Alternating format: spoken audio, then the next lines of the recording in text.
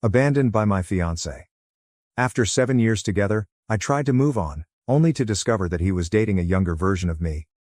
Hello everyone, I know it's hard to believe given how nauseatingly terrible I sound right now. But before this happened, I felt really confident and pleased. Almost all of my current friends are shared friends with my ex-fiancé, so I don't want to drag them into this drama or force anyone to take sides or feel uncomfortable. So I think I'm looking to this community for comfort and wisdom because I've read so much mature and grounded advice here. I hope this makes sense, as I'm now confined in a conference room with the shades closed so no one can watch me cry while I type this. I had been with my ex-fiancé for 7 years. He is the only romantic partner I've ever really loved. I was completely in love with him. Even after all of this, I still feel that way about him. He is pleasant, hilarious, friendly, quick-witted, intriguing, ambitious, and beautiful. We were engaged 2 years ago but weren't in a hurry to marry. About a year ago, we began seriously considering having a baby. We had lived blissfully together for 6 years. We'd done all of the traveling and partying we wanted in our 20s, and we were ready to start a family. Over the next 6 months, he was far busier than usual, but I didn't think anything was wrong. I did my best to relieve any additional tension he was suffering, despite the fact that I was myself under extra pressure at work. I took up all of the housekeeping and errands, helped him arrange and pack for vacations, and simply tried to be tolerant when he worked late or had to travel for a week or two. We didn't spend as much time together during that period, and I missed him terribly, but I assumed we were still happy. When the 6 months were up, our schedules returned to normal. I was relieved, until I noticed him becoming increasingly aloof.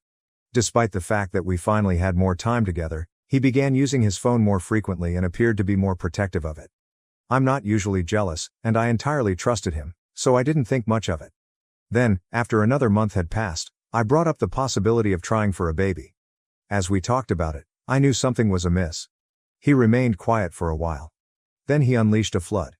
He stated that he was unhappy with our relationship and had been for some time. He said he cared dearly for me, but the spark in our relationship had faded. He had tried to convince himself that he could live without that spark, but he had eventually realized that he couldn't. He told me I had done nothing wrong and was, in fact, the ideal partner, but he couldn't get rid of the nagging feeling that I wasn't the right one for him. He claimed he didn't want to hurt me, but he couldn't subject himself to a lifetime of settling for someone who wasn't his dream girl, even though he had no idea if his dream lady existed. He apologized, but he couldn't live a lie anymore.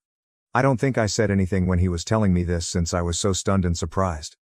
I just stood there, watching and listening, crying quietly. When he finished, all I could say was, "Okay, I'm sorry, I didn't know. Do you still love me?" He pondered for a moment before admitting that he still loved me but was no longer in love with me. We spent the entire night talking about his thoughts and our relationship until we were both weary and unable to cry. As the sun rose, he apologized again and suggested that he remain at a friend's apartment. So he packed some things and left. That was roughly 5 months ago. We never truly spoke in person again. His brother and best friend came over that weekend to get the rest of his belongings. I fled while they were packing because I couldn't tolerate being there. I was so surprised, numb, traumatized, and exhausted that I didn't cry much.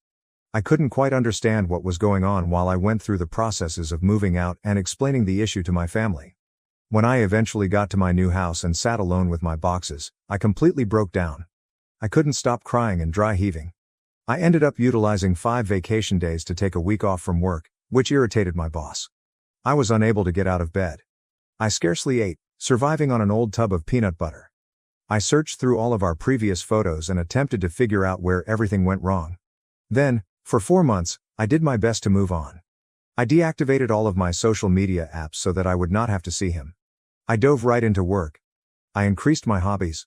I exercised to keep my mind busy. I met with friends and family and pretended everything was fine. I started seeing my therapist again, which helped a little. I finally thought I saw light at the end of the tunnel. Then, about a month ago, I ran into an old college pal. She claimed it was quite upsetting to realize that we weren't together anymore and astonished to see how quickly he'd moved on. I told her I wasn't keeping up with him anymore, but I was doing fine. When I came home, despite knowing it was a bad idea, I reinstalled Instagram and went to his profile. His most recent photo was taken during his cousin's wedding, with his arm around a beautiful female. All of the old photos of him and me were removed from his profile. Again, I realized it was a bad, self-destructive notion, but I looked up the girl's profile and Googled her. She is actually a younger, smarter, prettier, and better version of me.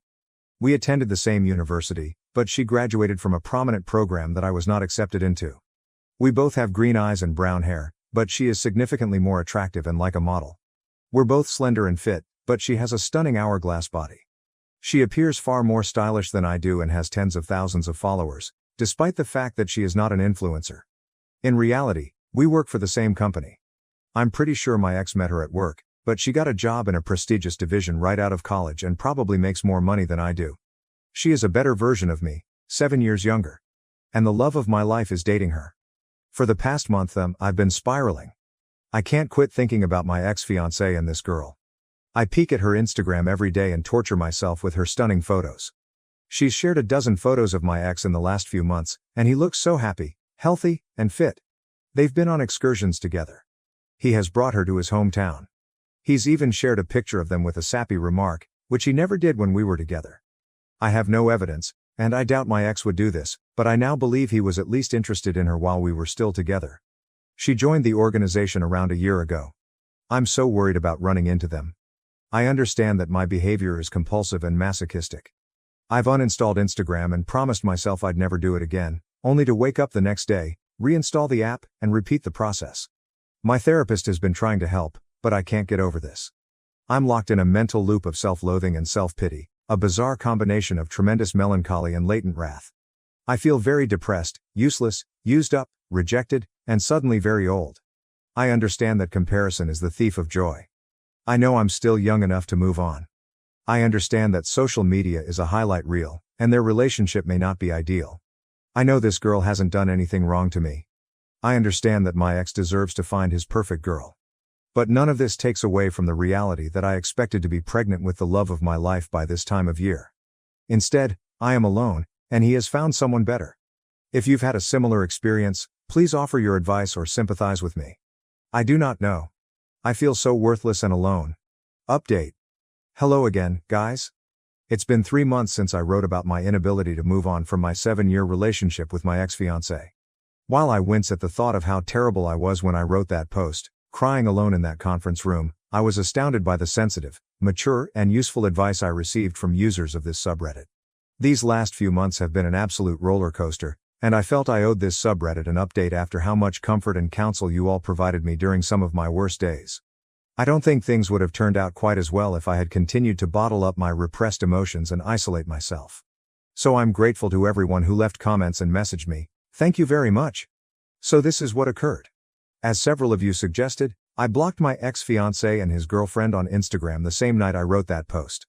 I believe that verbalizing how obsessive and masochistic my behavior was, rather than keeping it all inside, and finally feeling validated in my emotional reactions after reading your supportive comments, rather than feeling alone and crazy, triggered something in my brain. I vowed to break out of that self-destructive cycle, to stop tormenting myself with their gorgeous photographs, and to restore some sense of self-worth. It was a huge relief not to be constantly drawn to their new photos. Instead, I gave myself some time to recover rather than scratching at the scab every day. That weekend, I resolved to reconnect with my family and friends and stop acting that I was handling the breakup perfectly. They were tremendously compassionate, but also surprised that I had been able to conceal my terrible emotions so well. It seemed like I had instantaneously rebuilt my support network. I had no idea how emotionally isolated I'd gotten until I was able to be honest and open with the people in my life. I continued to avoid talking to friends who were shared friends with my ex because I didn't want to put anyone in an embarrassing situation. But I was able to reconnect with a couple of my other friends, and I took the initiative to finally organize some fun activities. Getting out of the house to enjoy breakfasts, hikes, and shows with my friends in recent months has been really beneficial to my mental health. Even though I am an introvert, simply being in various surroundings and focusing on people other than my ex was beneficial. I also chose to try another therapist based on your ideas. My initial therapist was fairly helpful, but considering that he was in his late 50s, I felt he couldn't relate to some of the complexities in my concerns. So there was a bit of a generational difference. My new therapist is extremely compatible with me and immediately comprehended the complexities of my issues. She has been quite helpful in addressing the underlying causes of my concerns, and she has been able to validate and examine my emotions in a much more intimate manner. If you're having trouble finding a therapist who is a good fit for you, I strongly advise you to look around. Therapy is definitely not one size fits all. another frequent suggestion from you was to locate another employment away from my ex-fiancé and his girlfriend. I didn't think it was possible because the job market in my field isn't fantastic right now. However, I began aggressively looking for other opportunities. I updated my resume, filled out a few applications, and, surprisingly, got an interview. Then, unexpectedly, someone in my division above me left to work for a competitor. The senior managers wanted to fill his position fast, so they went with an internal hire. After 5 or 6 rounds of interviews, God, I loathe them, I was hired. I am quite pleased for this promotion. Not only is the salary significantly higher, but the hours are more consistent as well. It's crazy, I feel like my life's momentum has flipped so suddenly. And I finally got an office. It's small, but I truly like it. The only drawback was that this promotion required me to remain working in the same building, albeit a very large one, as my ex. I ran into my ex as I was leaving work before Christmas, which was something I had been dreading. We exchanged some niceties, and he admired my new haircut. I thanked him, wished him well, and said that I needed to hurry to catch the next train. I wish I could say I was calm and collected, but I was so scared to meet him again after 6 months that I practically shook. On the way home, I relaxed and realized, hey, that wasn't so bad. He looked good, but I didn't get any feelings of grief or yearning. I largely felt uneasy, as if we had become strangers again. I didn't feel the customary want to stalk his Instagram and was really relieved to discover that he was doing well, especially because I'd cared for him for so many years. I felt like I was finally moving forward. The next morning, I awoke to a dozen messages from my ex-fiancé. They started at roughly 2 a.m. These were slightly nonsensical in times, so I'm guessing he was a little inebriated when he sent them. They were all long walls of text, which shocked me because he doesn't usually express his feelings verbally. He wrote that he couldn't stop thinking about me when we met outside the workplace. He expressed sadness that we were no longer friends because I still felt like his best buddy. And he lamented how things turned out. He said he wondered if he'd made a major mistake in a moment of weakness and upended his entire life, and that seeing me made him regret it all. He apparently saw that I had blocked him on Instagram, which I thought was humorous given how much I had been following his account, and he stated it made him really upset. I concluded from his texts that he had most likely broken up with the woman I had seen on his Instagram. He stated that he thought he had been hunting for a perfect lady who does not exist, and that he wanted to reignite our spark after failing to find it with others. I won't lie. Reading his text was shocking. I was trembling and having trouble processing a lot of things at first. Part of me wished, impulsively, to give him another chance.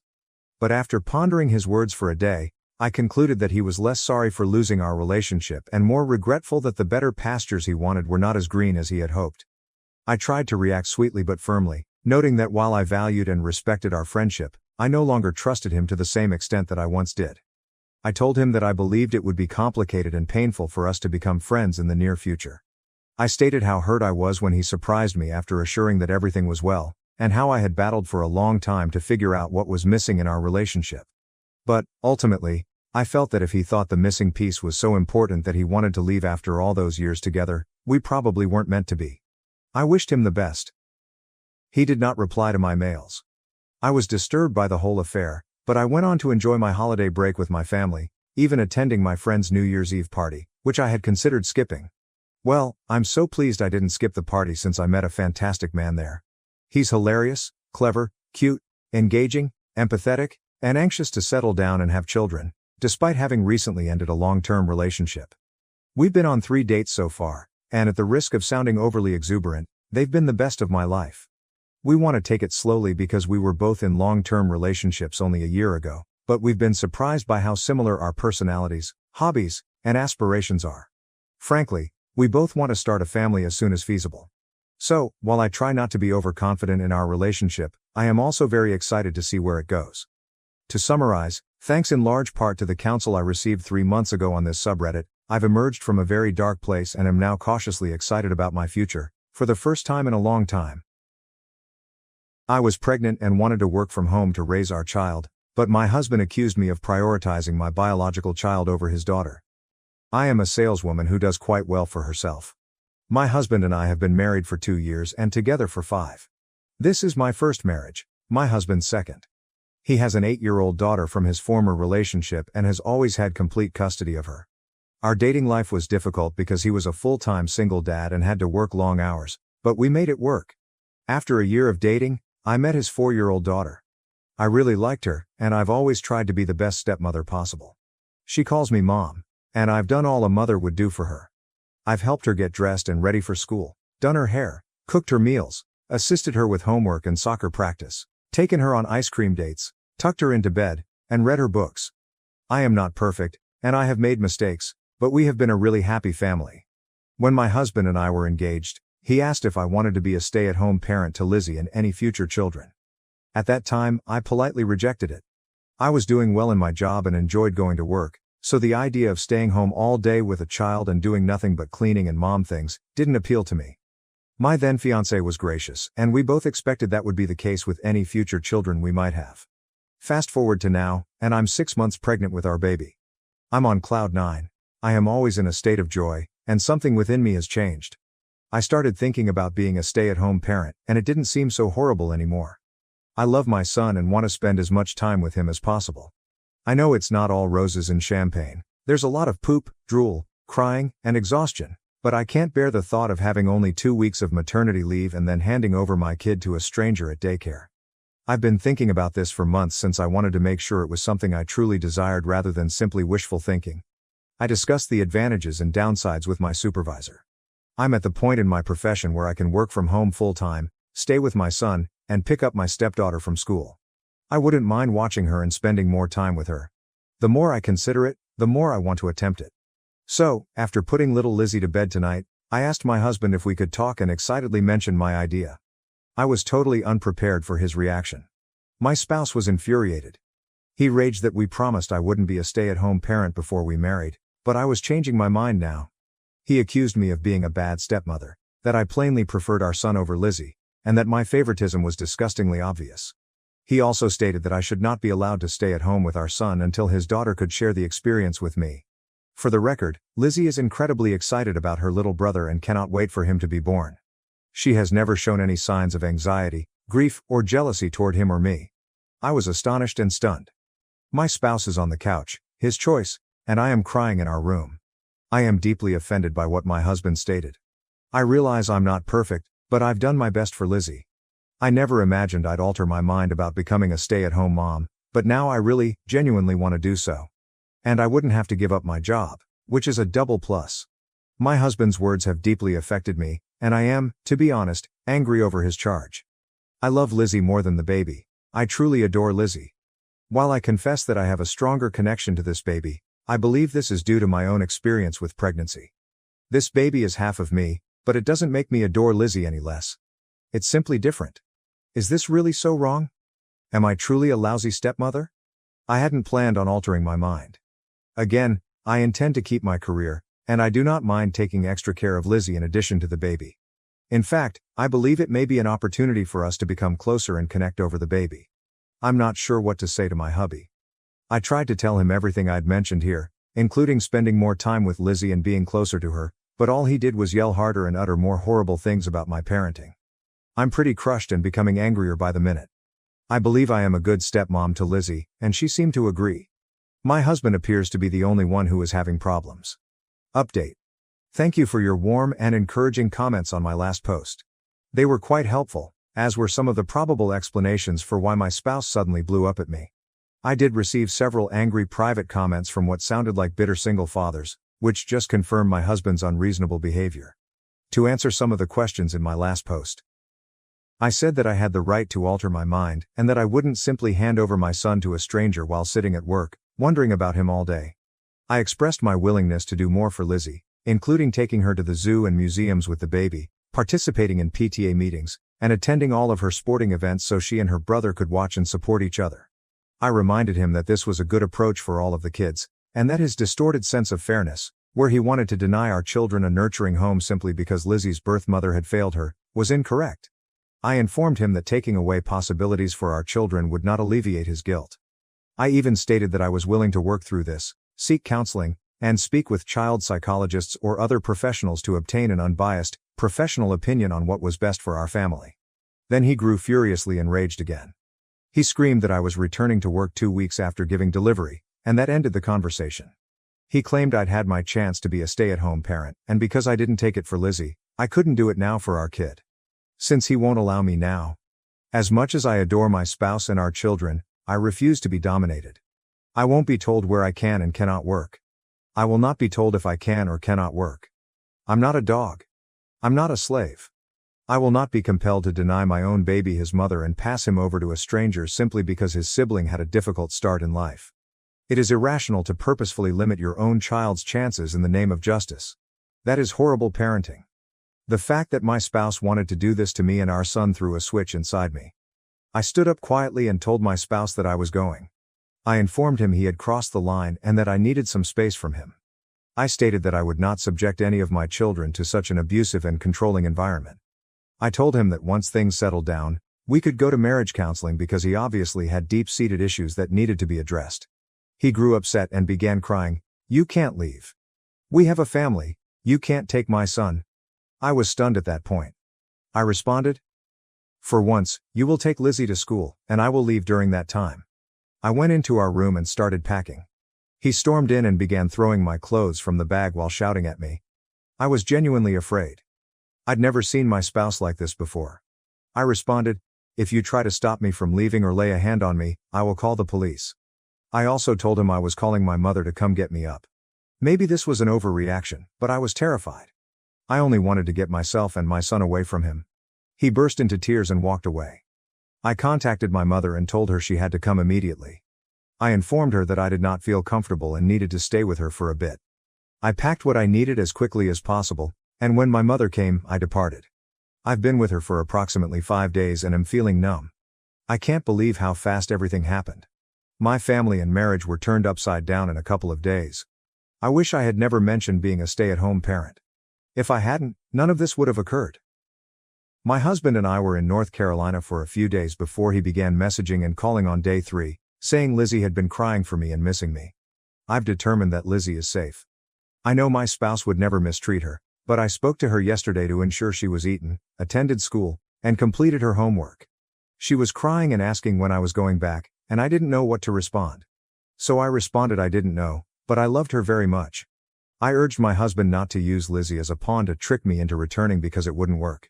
He genuinely claimed I'm proving I'm a bad step-parent by not returning and being there for her. I told him that if I'm so bad, he shouldn't want me back and should not speak to me again until he's ready to go to counseling and leave Lizzie out of our difficulties. I stated that if Lizzie was mentioned in any text or email, I would delete it without reading the rest. I established a rule that any phone call in which he attempts to bring her up outside of the context of her being safe and cared for, I will immediately hang up. I told him I didn't want to talk to him right now, and he should figure out what he wants because I'm prepared to file for divorce if he doesn't get it together soon. My spouse began crying again, but I simply hung up since I was too fatigued to deal with any more that day. He has remained silent since, with the exception of a text I received today stating that he wants me back and misses me. I honestly don't know where to go from here. I'm still trying to comprehend everything, and writing it down here helps. I said that I had the right to alter my mind, and that I wouldn't simply hand over my son to a stranger while sitting at work, wondering about him all day.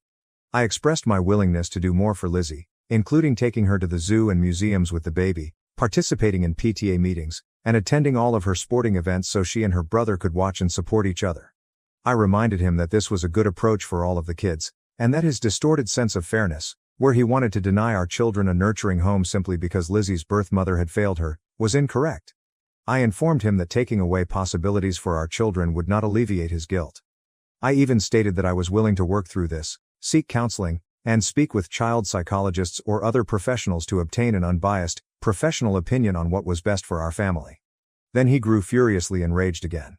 He screamed that I was returning to work 2 weeks after giving delivery, and that ended the conversation.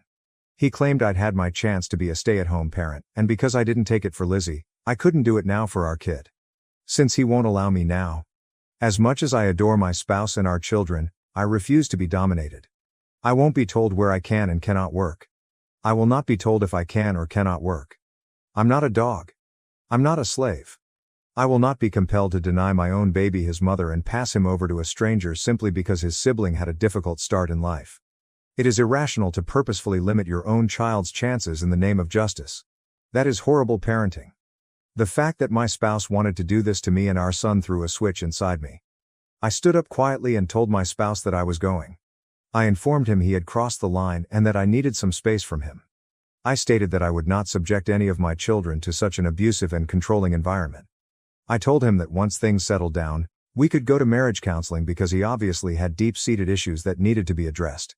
He grew upset and began crying, "You can't leave. We have a family, you can't take my son." I was stunned at that point. I responded, "For once, you will take Lizzie to school, and I will leave during that time." I went into our room and started packing. He stormed in and began throwing my clothes from the bag while shouting at me. I was genuinely afraid. I'd never seen my spouse like this before. I responded, "If you try to stop me from leaving or lay a hand on me, I will call the police." I also told him I was calling my mother to come get me up. Maybe this was an overreaction, but I was terrified. I only wanted to get myself and my son away from him. He burst into tears and walked away. I contacted my mother and told her she had to come immediately. I informed her that I did not feel comfortable and needed to stay with her for a bit. I packed what I needed as quickly as possible, and when my mother came, I departed. I've been with her for approximately 5 days and am feeling numb. I can't believe how fast everything happened. My family and marriage were turned upside down in a couple of days. I wish I had never mentioned being a stay-at-home parent. If I hadn't, none of this would have occurred. My husband and I were in North Carolina for a few days before he began messaging and calling on day 3, saying Lizzie had been crying for me and missing me. I've determined that Lizzie is safe. I know my spouse would never mistreat her, but I spoke to her yesterday to ensure she was eaten, attended school, and completed her homework. She was crying and asking when I was going back, and I didn't know what to respond. So I responded I didn't know, but I loved her very much. I urged my husband not to use Lizzie as a pawn to trick me into returning because it wouldn't work. He genuinely claimed I'm proving I'm a bad step-parent by not returning and being there for her. I told him that if I'm so bad, he shouldn't want me back and should not speak to me again until he's ready to go to counseling and leave Lizzie out of our difficulties. I stated that if Lizzie was mentioned in any text or email, I would delete it without reading the rest. I established a rule that any phone call in which he attempts to bring her up outside of the context of her being safe and cared for, I will immediately hang up. I told him I didn't want to talk to him right now, and he should figure out what he wants because I'm prepared to file for divorce if he doesn't get it together soon. My spouse began crying again, but I simply hung up since I was too fatigued to deal with any more that day. He has remained silent since, with the exception of a text I received today stating that he wants me back and misses me. I honestly don't know where to go from here. I'm still trying to comprehend everything, and writing it down here helps. I had never offended him and was not his ex-wife, so why was he making me suffer for what she had done to him? It boiled down to my husband's fear that I would become like his ex, that I would prioritize our boy above Lizzie, and that I would injure or stop loving her. The therapist addressed the distinction between his kids and our kids. She emphasized that my husband needs to understand that it is natural to feel more connected and attached to biological children than to stepchildren. She reminded him that while Lizzie and our boy were his children, that was not the case for me, which was not only natural and expected, but also acceptable. She asked him, "Have I not been loving and kind to Lizzie? Had I not cared for her? Had I not gone out of my way to sacrifice for her, as any parent would?" My husband responded reluctantly but enthusiastically to all of the questions. So the therapist told me that there was nothing wrong with having feelings or changing my mind as long as I continued to love, respect, and treat Lizzie with care. She told us there was no problem. She also pointed out that, while my husband may be offended because Lizzie is also his biological child, it was unfair for him to expect me to feel the same love and connection to her that he did. In reality, she argued it was impossible because I hadn't carried her, given birth to her, or breastfed her, and she hadn't entered my life until she was a young girl. The therapist highlighted that there are several types of love, and that my special link with the infant, as well as my desire to stay at home and nest, were not only natural, but also did not imply that I had lost my mother's love for Lizzie. It wasn't about loving her less, being unjust, or doing something wrong. It was just different. She stated one of the most common mistakes biological parents make with step-parents is guilting or shaming them about their sentiments for stepchildren versus biological children, insisting that love must be the same. She admitted that while this instinct is normal and protective, it is frequently the biological parent who causes friction and strain. If not handled properly, both step-parent and stepchild may feel inferior. In some circumstances, the biological parent may overcompensate by making the stepchild the favorite one in an attempt to correct a perceived bias. This was beginning to reflect my own emotions. The therapist concluded by stating that even biological parents have favorites among their children, but the key is not to act on them or make it known. She assured us that I was handling things well and had done an excellent job thus far. In fact, we were ahead of the game because Lizzie was thrilled with the pregnancy and had a really positive and close bond with me. My husband argued that my staying home with our son but not with Lizzie was clear favoritism. The therapist argued with several previously established points. At the time, I was unable to work from home due to my professional circumstances.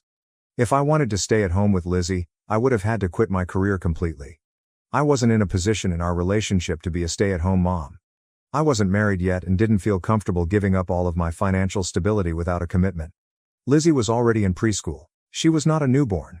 Most individuals would not want to give up a fulfilling career to stay at home full-time with a child who did not need constant care, especially if they had no biological link to the child. Lizzie would not know the difference. She was old enough to comprehend that I was not her biological mother and that I had not entered her life until she was no longer a baby or toddler. Furthermore, even young children may grasp that babies require more care than preschoolers, especially if it is taught to them correctly. In brief, the therapist stressed that the fact that I was eager to spend time with Lizzie, wanted her to be a part of the baby's life, wasn't territorial or aggressive about the pregnancy, and continued to play an active role in Lizzie's life were all very positive signals. She stated that we were doing significantly better than many other step families in our circumstance. I'm sad to inform you that my hubby tried but couldn't accept it. We tried more family trips and therapy, but he backed away, saying he felt ganged up on and that no one was on his side. He couldn't understand why I would stay at home to care for a baby. I asked him directly if he wanted the baby, and he sounded surprised. He said, "Of course I do," but added that he merely wanted to make sure his daughter received what was promised to her. Finally, he refused to compromise. Frankly, I saw it as clearly unfair and harsh to our kid to insist that he be placed in daycare or assigned to a nanny or au pair. All in the name of fairness. Despite both his therapist and ours stressing that fairness does not always imply equality, he refused to listen. It was as if he didn't want to recognize how my role as a stay-at-home parent would benefit his kid. I believe my husband expected me to cave, but all it did was cause me to lose love and affection for him, especially when he finished therapy. I informed him that if he did that or continued to insist on getting his way, I would file for formal separation. I guess he thought I was lying. But when nothing changed, I went directly to an attorney's office. He was completely surprised when I served him. I have set up a semi-formal custody agreement. I'll maintain working from home while living with my parents.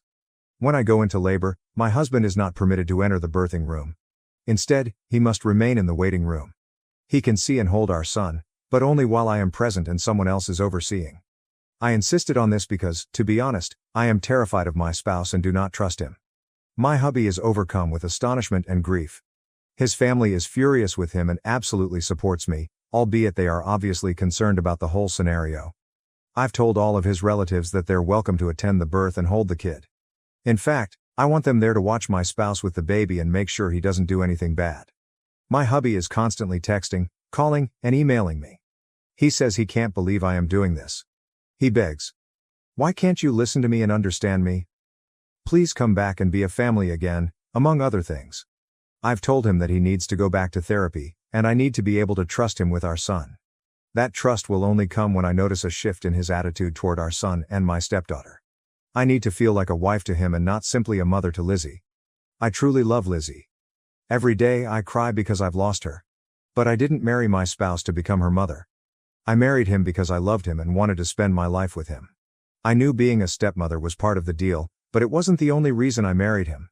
Lizzie calls me frequently, and I converse with her. I've seen her a couple times after the fiasco. Her father is not permitted to talk about her with me because I believe he is manipulative, but I also do not want to take Lizzie out of my life completely. I absolutely love that girl, and I have shed many tears for her while she goes through this. I tell Lizzie how much I love her, that none of this is her fault, and that I am doing everything I can to make things work. I tell her that I still want her to be in both my and her brother's lives. I tell her that she is the best bonus daughter and sister in the world. My husband's family has informed me that Lizzie is having difficulty adjusting to our separation. She has even cried at her father, "You made both of my mommies leave." I was scared Lizzie would hate me for this, yet the exact reverse has happened. Her grades are failing, she is miserable, she constantly cries, and she has become quite disrespectful to her father. I begged my husband to get her to counseling. He eventually did, and it's helping her. The guilt I experience is enormous and crushing. I feel as if I have single-handedly destroyed my family. But deep down, I know I'm making the right choice by standing firm on my boundaries, insisting on being treated with love and respect, and asking that my husband do the same for both children. I can't fix him. And if he refuses to seek therapy for his problems, then I have no future with him. I'm not ready to file for divorce just yet, so I'm pursuing legal separation. My husband says that he wants this to work. I informed him that I needed to see improvements in his life, beginning with him returning to therapy. I want to save my marriage, but I have done everything I can. If my husband will not do his share, all I can do is go on. I've informed my husband that if he doesn't get back into therapy by the time our son is a month old, I'll file for divorce. I also informed him that if he abuses me, damages me, or even considers dating other people again, I will file for divorce. Overall, this is a disappointing update, but writing it down has been a form of catharsis for me, so I figured I'd share. I supported my family for a year thinking it was my duty until I found out they secretly used my money for a vacation. My name is Lucas. I'm 27, and until last week, I thought I was a decent son. Possibly even too good. I was always the one to step up when my folks needed something. Was your rent too high? I covered it. Did your car break down? I paid for the repairs. My younger siblings required assistance with tuition. Guess who pitched in? I never complained because it was my family. Isn't it what you should do for your family? But this week, I discovered something about my parents that I can't forget. And now I doubt I'll ever look at them the same way again. It began a little more than a year ago. My parents were struggling, bills were piling up, their mortgage was falling behind, and their utilities were about to be switched off. My father had a decent job, but my mother had not worked in years, and they were bad with money. Every couple of months, there was an emergency. A broken water heater, an unforeseen medical bill, or anything. And each time, they looked at me. Initially, I didn't mind. I make a good living, I work in technology. And, while I don't make millions, I do well enough. I spent up watching my parents continuously stress about money, so why wouldn't I help make their life easier? Then assistance became an expectation. It wasn't, Lucas, we're in a bad spot. Is there anything you could do this month to help? It became, Lucas, our rent is due next week. Just pay the money to mom's account like last time. There is no discussion. There was no asking. It's just a demand. As if I were their personal ATM. At first, I dismissed it. They were my parents after all. I figured if this was what it took to save them from losing their home, then so be it. But it eventually ate away at me. The entitlement. A lack of thankfulness. My younger siblings, both in their early 20s and still living at home, never seemed to give a penny. My brother was always out with pals, always dressed in new clothes. My sister had an intricate skincare routine that could easily cost hundreds of dollars. Despite this, I was responsible for keeping the roof over everyone's heads. I began setting boundaries. However, they did not take it well. I once told my father that I could only pay half of the rent that month. He became angry. Not disappointed. Not stressed. Angry. He complained about how I owed them for raising me. How parents gave their everything for their children, and now that I had money, it was my turn to pay back. That argument stayed with me. But, like a fool, I sent the entire money. Then last week occurred. I was texting my sister, just having a casual discussion, when she mentioned the resort. When I asked her what she meant, she became strangely quiet. A minute later, she texted, "Wait. You don't know?" "No, what?" I responded.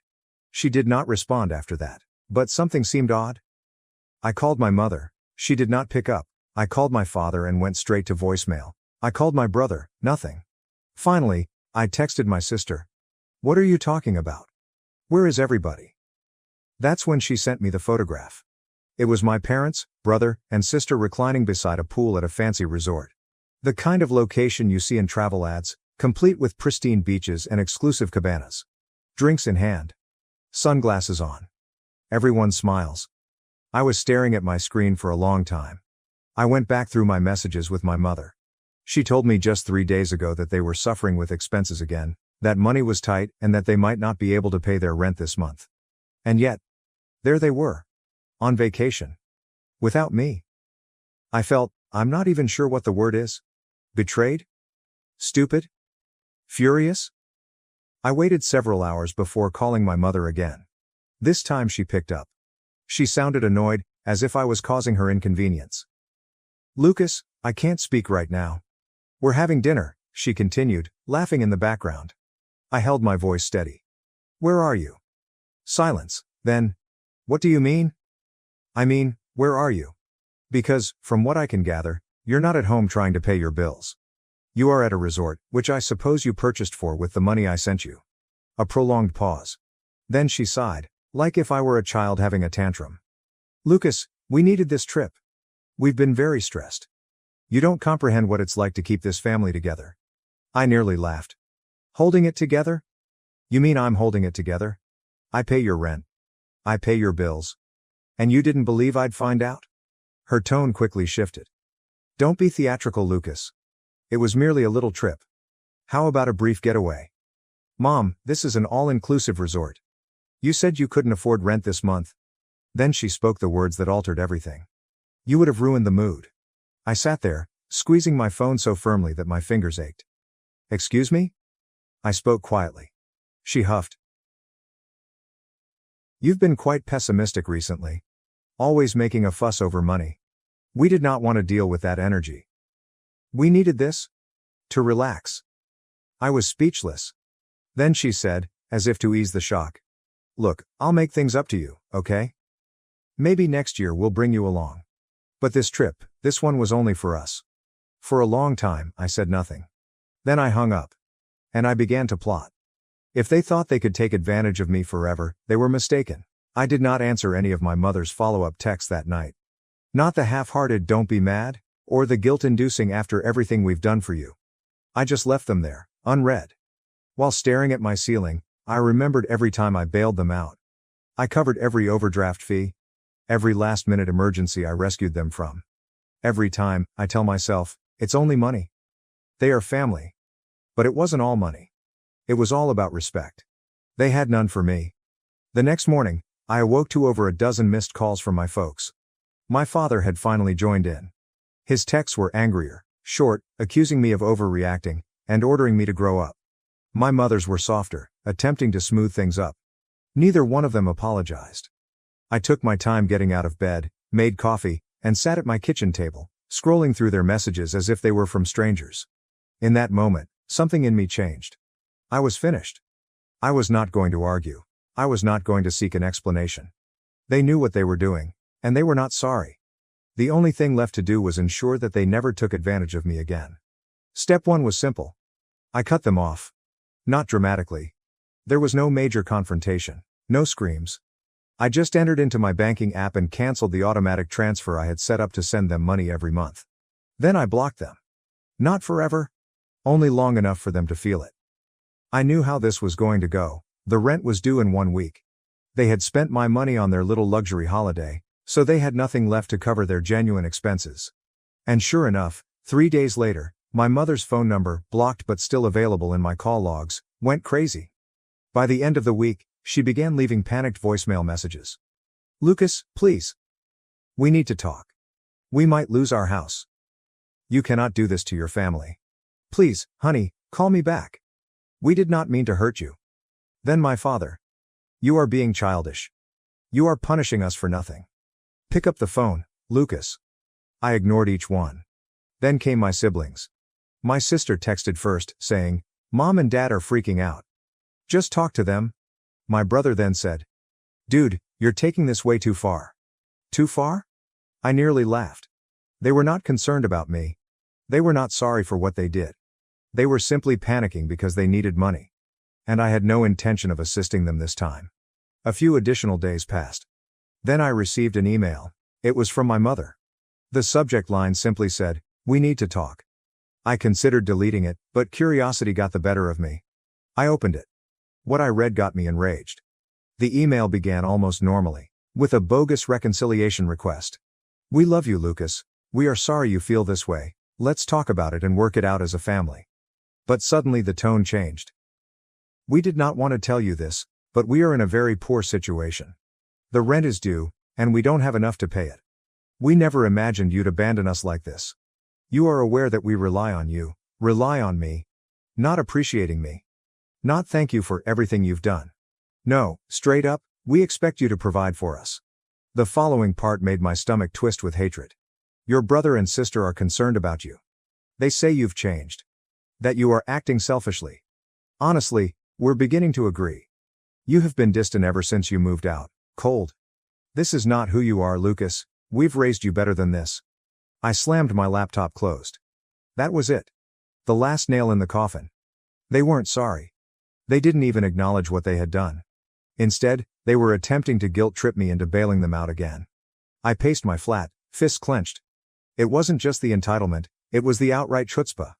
I'd given them everything. They paid their rent, they paid their debts. And when they had extra money, they didn't use it to alleviate their problems. They did not save it. They went on vacation, without me. Because obviously, I was the problem. I'd have ruined the mood. But now that their little fantasy trip was over and reality was staring them in the face, suddenly, I was indispensable. I took a big breath, my thoughts whirling. I could ignore the email. I could block them. Move on with my life. But something within me yearned for more than just silence. I wanted them to feel it. I sat back down, cracked my knuckles, and began typing. Mom, Dad. I have read your email. I pondered about what you had stated. You're right, I've changed, and I am finally seeing things clearly. You did not rely on me. You used me. You not only used me, but you also treated me with disrespect. You took my money. She accepted my kindness, and then intentionally cut me out when it suited you. You're now broke. You are afraid now. And now you adore me again? Spare me. I do not owe you anything. I am not your personal ATM. And I'm done being manipulated. Maybe the next time you go on a luxury trip, you should plan for what happens once you return home. Best of luck figuring things out. I lingered over the send button.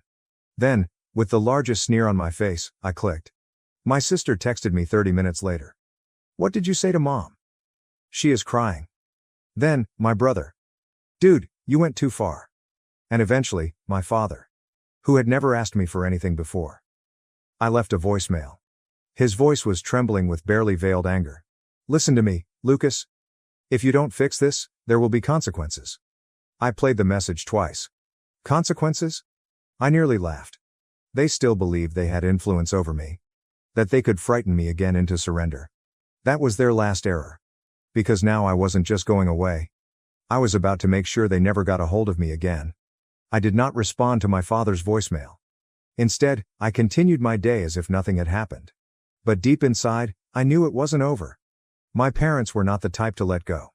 They could not bear the thought of losing control over me. So I wasn't surprised to hear a strong, aggressive knock on my flat door the next evening. I took my time walking over, checking through the peephole. Sure enough, there they were. My father stood stiffly, his jaw clenched, as if he was scarcely able to contain his fury. My mother, on the other hand, had her arms crossed and her face set in an expression of forced disappointment, as if I had offended them. I contemplated ignoring them. Allowing them to stand there and stew in their own frustration. But no. I wanted to see it through. I unlocked and opened the door, leaning nonchalantly against the frame. What do you want? I asked simply. My mother's countenance immediately softened into something more sorrowful. Lucas, sweetheart, please, let's just talk. No, I replied, cutting her off. Say whatever you came here to say, then leave. That's when my father stepped forward, his face flushed with hardly restrained wrath. You think you're tough now, right? He snapped. Are you ignoring our calls? Sending us that filthy email? After all we've done for you? I raised an eyebrow. Have you done everything for me? I repeated. Do you mean rearing me? Feeding me as a child? Doing the absolute minimum that every parent is expected to do? My mother let out a theatrical gasp, as if I had slapped her. How could you be so ungrateful? She whispered. I nearly laughed. Ungrateful? I asked. I paid your rent for 1 year. I stored food in your refrigerator. I ensured you didn't wind up on the street, and when you finally had enough money, you went on vacation, without me. Now you're back because you need me to clean up your mess. Neither one of them spoke. That's when I moved aside and pointed to my apartment. Come in, I called. They exchanged a short glance and proceeded warily inside, as if they expected me to scream. I did not. I closed the door, walked over to my counter, and took out a folder. Then I turned and placed it directly in front of them on the coffee table. What is this? My father asked, cautiously. Bank statements, I explained. Every payment I've made for you. Every dollar I sent. I leaned forward and locked eyes with him. Just so we're clear on exactly how much I've done for you. My father hardly looked at it before scoffing. Oh, so you're keeping score? Yes, I replied bluntly. Because I need you to realize this. I owe you nothing.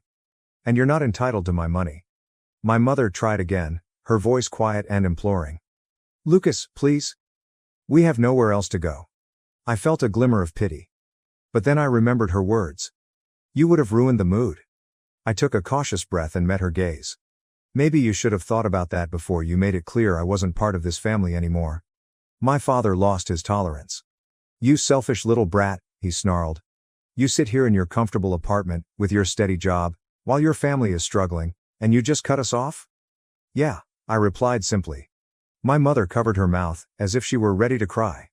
My father simply shook his head, his entire body shivering with barely contained wrath. Then, out of nowhere, he stormed forward and pushed the folder off the table. The papers were scattered on the floor. I did not move. I didn't even flinch. He wanted a reaction. I wasn't about to offer him one. Instead, I returned his look with a calm, steady expression. Are you finished? I asked. My father gave out a sour laugh. You're going to regret this, he said, his voice low and menacing. Mark my words, you will regret this. I tilted my head. Are you threatening me? He scoffed, but he did not refute it. I moved forward, my voice frigid. Get out. My mother's face crumbled. Lucas, please. Get out. For the first time in my life, my father appeared hesitant, but, after a tense period, he grabbed my mother's arm and yanked her to the door. You better hope you never need us for anything, he smirked over his shoulder. I just smiled. I never did. And now, I never will. I opened the door for them. They paused, as if they were afraid I'd shatter. As if I could change my mind. But I was just standing there. Silent. Waiting. They finally walked out. I shut the door behind them, locked it, and exhaled slowly. I should have been relieved. But something told me it wasn't over. Not yet. I didn't hear from them for several days. I figured they had received the message. My folks were used to having their way. But they were not foolish. They realized they had pushed me too far this time. I was mistaken. It all began with a single, unexpected message from my sister. The SMS arrived while I was sitting on my couch, looking through some irrelevant content on my phone. Hey, can we talk? I rolled my eyes. When it came to our parents, my sister was anything but a calming influence. She was always the one to say, oh, they're just stressed, or, they didn't mean it like that. But deep down, I knew she wouldn't let this go either. I chose to entertain it for now. I promptly responded. About what? A few minutes later, her message came back. About Mom and Dad. They're really upset, Lucas. Can we just talk about it? Please. I sighed, rubbed my eyes, and tossed my phone onto the coffee table. Even thinking about them made me angry. However, for some reason, I found myself typing back. Perhaps it was curiosity. Perhaps there was a warped part of me that desired closure. Perhaps it was just the insanity of the scenario. What do they want now? She did not hesitate. They've been calling me all day. Dad is on the warpath. He said you humiliated them. That you've crossed a line. Mom's been crying nonstop. They're really sorry, Lucas. I laughed bitterly. I'm sure they are, I said. They're sorry because I didn't do what they expected me to do. A few seconds of silence elapsed. Then she responded again. They are just terrified. They don't know what they will do without you. They said they had been thinking about everything. Can't you forgive them just once? Forgive them? I typed, nearly furious. You have got to be kidding me. I've been paying their rent for a full year. Taking care of their bills like a bank. They didn't even consider including me in their small family trip. Now that they're in a mess, I'm meant to swoop in and save them again? I'm finished, Jamie. The response was prompt. Please. They apologize. Lucas. They did not intend to hurt you. Mom stated she was mistaken. I know you don't believe it, but she truly feels horrible. I took a deep breath and brushed my fingers through my hair. Part of me wanted to confront her for defending them. However, a part of me wanted to end the situation. It wasn't worth the effort anymore. I don't care what they say anymore, I said. I'm finished, they can figure it out on their own. I have been there for them more than anyone else. And I am not doing it anymore. I gazed at my phone screen for a time, feeling the rage rise again. But this time, I was more in charge. The ache, the frustration, it was all settling in my stomach like a cold rock. Jamie did not text back for a long time. I assumed that was all. Then came the call. It was my mother. I let it ring out. I was not interested in what she had to say. A few minutes later, she called again. I responded quickly to get it out of the way. "Lucas," she said softly, nearly trembling. I didn't mean for it to go like this." I remained mute, allowing her to stew in the unpleasantness. Finally, she ended the stillness. "You are correct. We have been awful to you. I've treated you horribly. I expected you to always take care of things. But now I realize how wrong I was. You don't owe us anything, Lucas. You never have." It was everything I had ever hoped to hear. However, it no longer provided any satisfaction. "No," I replied firmly. "I don't owe you anything." There was a pause. My mom then took a deep breath. "We're sorry," she reiterated. "We never wanted to hurt you." On the other end, I could faintly hear her crying. But I didn't feel any pity. Not anymore. I had given them everything, and this is how they compensated me. "I've already made my decision," I informed her. "I'm finished. And if you truly apologize, you will leave me alone." The line became quiet. Then, as I was ready to hang up, she whispered, "Please, Lucas. Don't leave us. Don't turn your back on your family." I shook my head, despite the fact that she could not see me. "I have already turned my back on you. You just didn't notice until it was too late." And with that, I ended the call. I assumed that would be the end of it. However, a few hours later, my phone buzzed again. This time, it was a voicemail from my father. "Lucas, you've passed a line. You're not only cutting us off, you're ruining our family. Do you think this is over? It isn't. I am going to make sure you regret this. You'll be sorry, just wait." I stared at the phone. I am trying to decide what to do. Part of me wanted to listen to it repeatedly, savoring the wrath in his voice. But I did not. I removed it. It wasn't worth the time anymore. And I knew what was next, the call I'd been waiting for. The one who would ultimately wrap up this story for good. It didn't come from my parents, however. It came from my brother. And when I picked up, his first words sent shivers down my spine. "Lucas, you should be careful. This is bigger than you realize. They are plotting something. Something you wouldn't expect." I froze. I'm not sure what he meant, but the tone in my brother's voice made my stomach turn. His comments had a hushed, uncanny edge. And it seemed like he was concealing something. I leaned back in my chair, attempting to digest everything that had occurred. The calls, guilt trips, and accusations, all of it. "What do you mean by bigger than I think?" I inquired, my voice firm amidst the maelstrom in my thoughts. He hesitated before responding. When he spoke again, I could detect nervousness in his voice. "Look, I know things have been bad between us. I understand that. But it's not just about the money anymore. It's all about control. They won't let this go. They'll make you pay for cutting them off." I felt the words like a punch in the gut. What do you mean by pay? What exactly are their plans? My thoughts raced. But I wasn't ready to let dread take over again. "I don't know everything," he admitted promptly. "But I've witnessed how they've behaved behind closed doors. It's as if they're attempting to coerce the rest of the family into turning against you. I believe they are preparing something. Something huge. And if you don't look out, they'll turn everyone against you." I rubbed my temples, feeling the weight of his words sink into my chest like a big boulder. Was I ready for what was coming? Was this merely a last-ditch manipulative attempt? Was there anything else going on? "Thanks for the heads up," I finally replied, my voice icy and distant. "But I have already made a decision. They've crossed all the lines. I'm finished." I hung up without saying another thing. That's when I realized something. It wasn't only about money anymore. It was not a question of whether I had been generous enough. No, it was about something deeper. Something poisonous. And I knew I had to cut all ties before I ended up like them, bitter, entitled, suffocating under my own guilt. The following day, the storm struck. I was sitting on my couch when I noticed the first message. It was a group SMS from my parents, sister, and brother. It was the last thing I had ever imagined. "We should talk.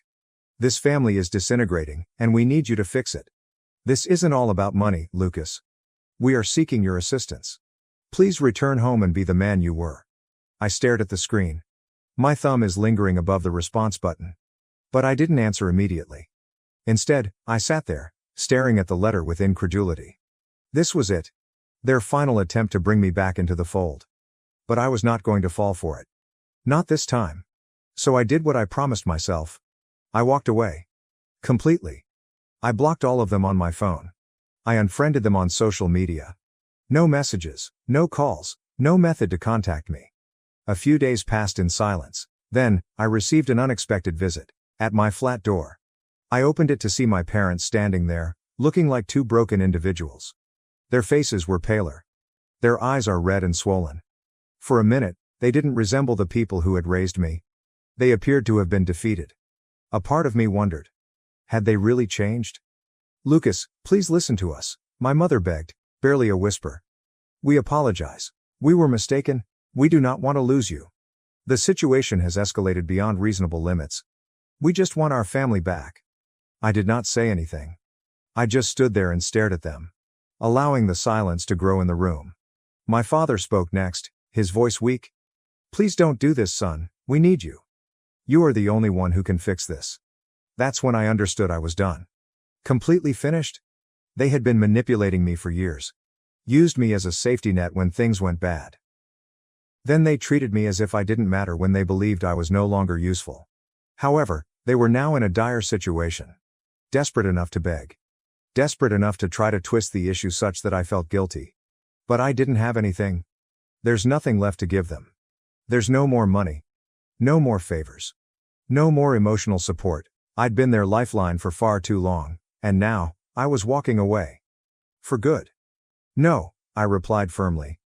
"You have got enough opportunities. I gave you everything. So this is how you repay me?" I shake my head. "I'm finished. This is my final answer." I could see their faces fall. The weight of their own acts has now settled in. It felt odd. But it was also freeing. For the first time in years, I wasn't consumed by their turmoil. I did not owe them anything. They turned to depart. However, not before my father muttered, "You'll regret this." But I didn't care. I did not feel any remorse. There is no guilt. I had finally gained control of my life. And I was determined to keep my peace, from here on out. Several weeks passed. I haven't heard from them. I hadn't heard from anyone else either. My phone was quiet. And for the first time in ages, I felt happy. Free even. Then came the final blow. An email. It came from my sister. And this time, she was the one who apologized. She stated that she understood why I had done what I did. I deserved better. And that the family was breaking apart. She stated if I didn't return, things would never be the same again. She implored me to reconsider. I didn't even read the rest. I've simply erased it. That marked the end of it. I'd won. My family, what remained of it, was left to pick up the pieces. I'm not sure what the future holds. But I understand this. I will not be looking back. What are your thoughts? Should I have tried a different approach?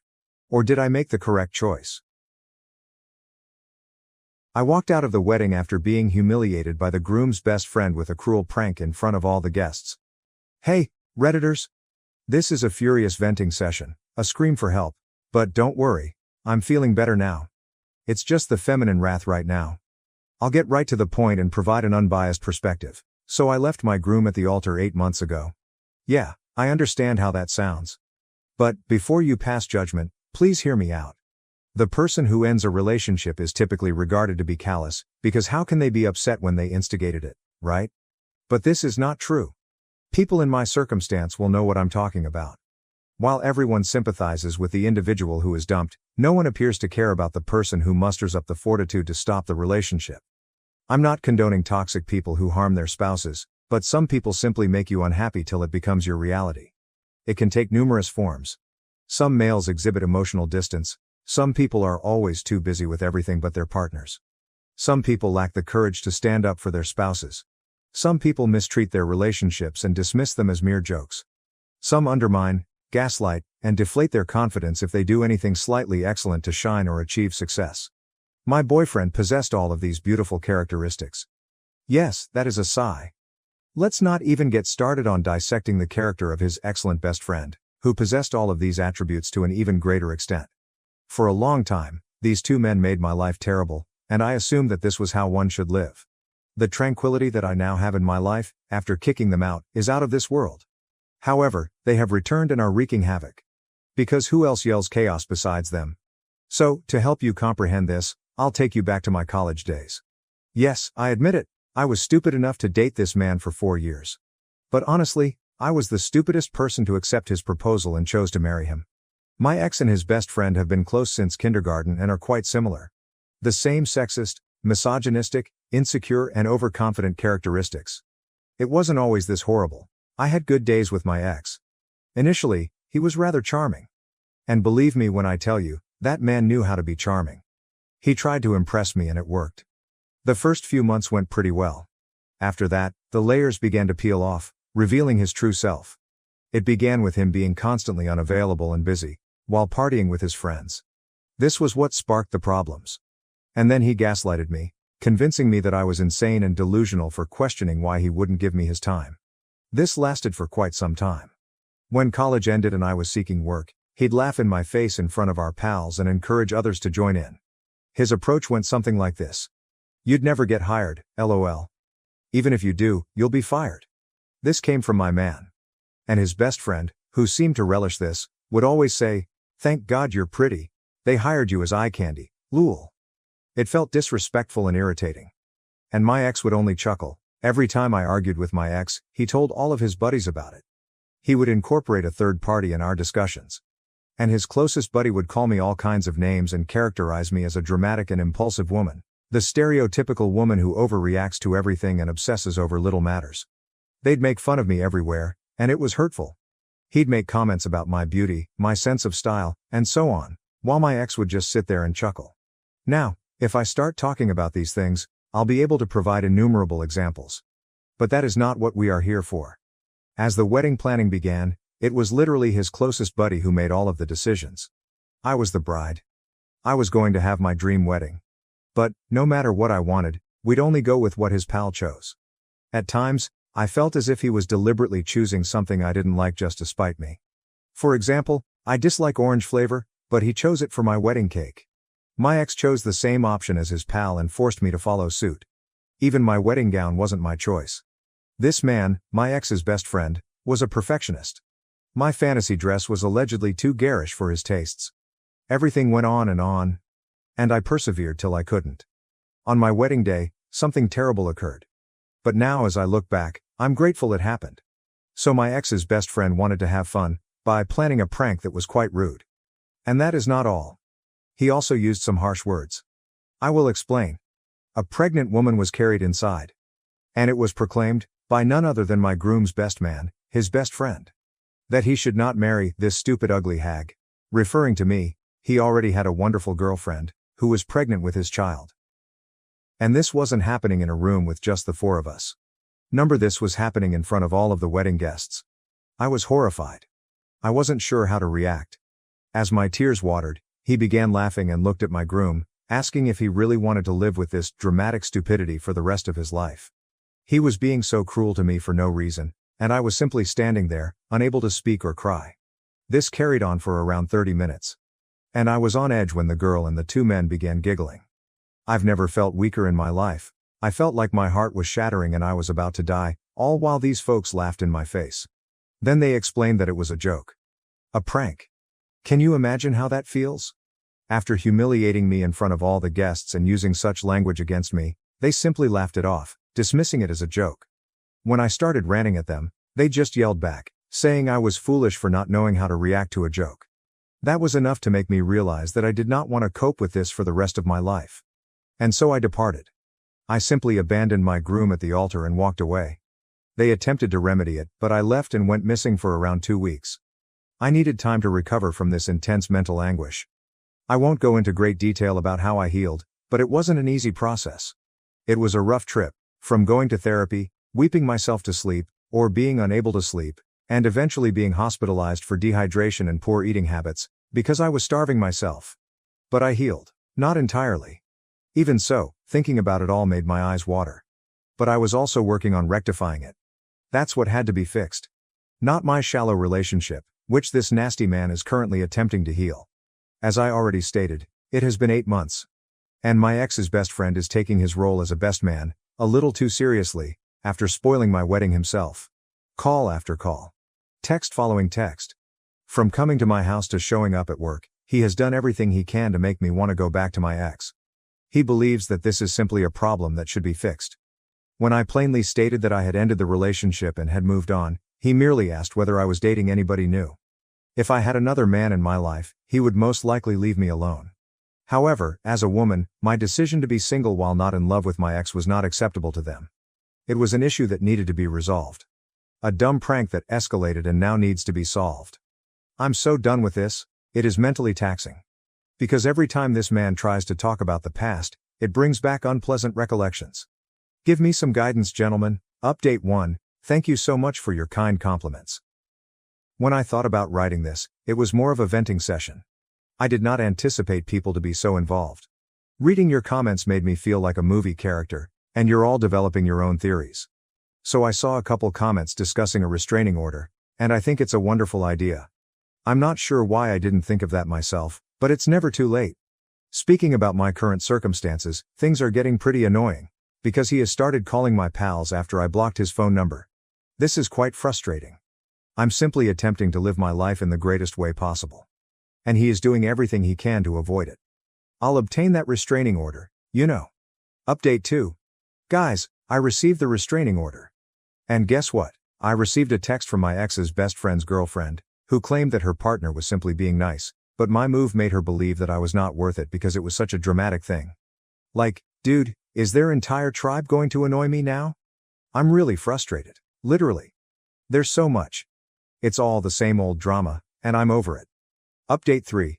Hello there, hopefully this will be my final post. I'm not sure if this was the appropriate thing to do. I contacted my ex. And we had a lengthy chat. I made it obvious that I was no longer interested in him and would never contact him again. Although I refer to it as a discussion, it was primarily me speaking and him agreeing with my sentences. I told him that if his friend didn't stop, I'd have to take severe legal action, as if the restraining order wasn't enough. He told me that I would not be harassed again, and that he would speak with his friend. It's been a week and I haven't heard from him or his best friend. I really hope it stays like way because I am so over these people, and I don't trust them at all. Venting over here has been helpful, and you all are nice people. Thanks. I'm going to sign off for now. NTA, but for your ex and his closest friend. Definitely a holes. Reading this made me really irritated with them. I cannot comprehend how you put up with such behavior. My selfish dad brought a stick to my daughter's birthday, saying pricey gifts were for other grandkids. I was furious and kicked him out. I knew my father was selfish, but this was different. Amanda had been looking forward to her 10th birthday for months. She had a wish list that included a bike, art supplies, and possibly a new dollhouse. Emily and I organized a large party, inviting family and close friends. The decorations were up, the cake was ready, and Amanda was beaming with delight. My parents eventually arrived, albeit late. My father walked in with his customary air of self-importance, my mother lagging after. He carried no gift bag or nicely wrapped box. He held a rough, somewhat damaged branch in his hand. A stick. Amanda stared at it, bewildered. What is that? My father held it out to her. Your birthday present, he said with a grin. The room went silent for a little moment. The guests let out a few uneasy chuckles. My sister Laura and her husband shared amused glances. My mother gave a quiet, strained laugh. Amanda paused before accepting it, clutching it as if it would bite. I do not understand. My dad clapped his hands. Expensive presents are only for other grandchildren. And then he laughed, a deep, passionate chuckle, as if he had just told the greatest joke of his life. Laura giggled. Her spouse grinned. Even some of our more naive guests gave polite giggles, unaware of what was going on. Amanda's face wrinkled. She turned to me and Emily, her voice low. Why does Grandpa say that? Emily held her close and caressed her back. I could see her jaw clenching, as it did whenever she held back. I was not holding back. I turned to my father with a hushed voice. What the hell is wrong with you? He shrugged, totally unconcerned. You do not deserve my respect, William. You are aware of this. Why should I spend money on your daughter? The laughs ceased immediately. Several people shuffled uncomfortably, realizing they had laughed at something that was not a joke. I saw red. The years of his petty games, favoritism, and unending manipulation all came crashing down on me at that point. But instead of erupting, I did something different. I smiled. Then I stood up, walked across the room, and did something that caused my father's face to drop for the first time that night. I grabbed a knife. For a brief while, the room held its breath. Not in a violent way, I wasn't about to do anything insane, but in a way that indicated that something was about to happen. I turned to the cake Amanda had been raving about and carefully cut 2 flawless slices. One for her. One for Emily. I then turned to my father. "You are no longer welcome here," I said. Silence. Not the awkward type, not the uncomfortable type. A deep, disturbing silence settled into the walls, reminding everyone that something had irreversibly changed. For 30 minutes, no one spoke. Not my father. Not my mama. Not my sister. There is not a single guest. And then, just as he felt he had the upper hand, I decided to put an end to this once and for all. Nobody spoke for 30 minutes. My father sat with his arms crossed, his grin dimming as he realized no one was coming to his defense. My mother remained mute, looking down at her lap. Laura avoided making eye contact. The visitors squirmed nervously, unsure which side they should take. Amanda sat next to Emily, picking at her cake in little trembling nibbles. She wasn't crying anymore, but she wasn't happy either. That was the most devastating blow to my spirit. My father finally sat back and scoffed. "William, are you serious? Over a joke?" I kept my voice calm. "You humiliated my daughter on her birthday, in front of everyone. It was not a joke." He rolled his eyes. "Oh, please. She's 10. She will forget it in a week." Amanda looked up. She will not." His face jerked, and for a split second, I noticed something in his eyes. Something resembling doubt. But then it was gone. "Jesus," he mumbled. "This family has gone soft." That was the final straw. I stood up. "Get out." He gave a harsh laugh. "Are you kicking me out? What about your own father? Because I did not spend money on your brat." Emily also stood up. "Yes. Leave. Now." The anxiety was awful. My mother finally raised her head to look at us, her lips pushed together. She seemed like she was about to say something, but she didn't. Laura scoffed. "Oh, come on, Dad was just..." I shut her off. "Do you think that's okay? That he treats Amanda like garbage but your children receive everything?" She shrugged. "Maybe if you weren't so..." I did not let her finish. "Do you know what? I'm finished pretending. Let's be honest. Dad never respected me, and that's okay. He's always preferred you and your children, fine. But I've had enough of making Amanda feel inferior. It ends today." My father shook his head and pushed the chair back. "Unbelievable, the victim complex is on you." I stepped closer.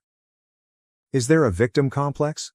You strolled into my daughter's birthday celebration and handed her a goddamn cane, laughing about how you only purchase presents for Laura's children. That is not a joke.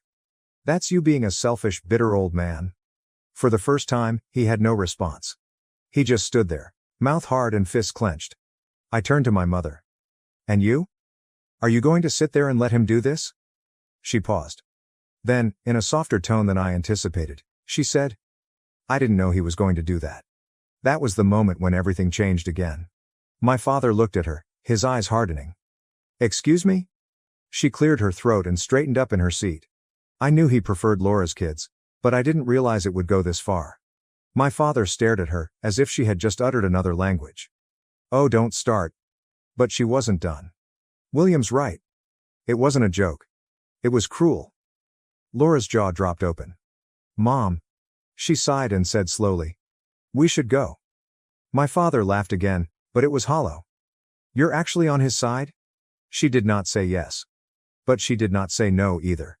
She just picked up her purse and avoided his look. For the first time in my life, my father was speechless. And that was just the beginning. I did not give my father time to argue. "Both of you? Get out. Now." My mother showed no resistance. She gave Amanda one final glance, almost remorseful, before turning and heading for the door. In contrast, my father lingered. Looking around the room, as if expecting someone, anyone, to support him. When no one responded, his face twisted in hatred. "You're a joke, William," he sneered. "A week's little joke," I said, my voice frigid. He gave a dry laugh and shook his head. "Fine, but don't come crawling back when you realize you can't cut me out of your life." I opened the door for him without saying a word. My mother went out first. He followed. But, just before crossing the barrier, he turned one final time to stare at Laura. "Are you coming?" Laura hesitated. She stared at me. Then to my wife. Then I looked at Amanda, who was still gripping the ridiculous cane like she had no idea what to do with it. Then she sighed and stood up. "Yeah. I'm coming." Of course, she was. She grabbed her husband's arm, and they followed my parents out. The door closed behind them. For a few seconds, nobody moved. The guests were transfixed, waiting for some sort of cue on what to do. However, there was nothing to say. There's nothing to do. Amanda broke down. She burst into tears and buried her face on Emily's stomach.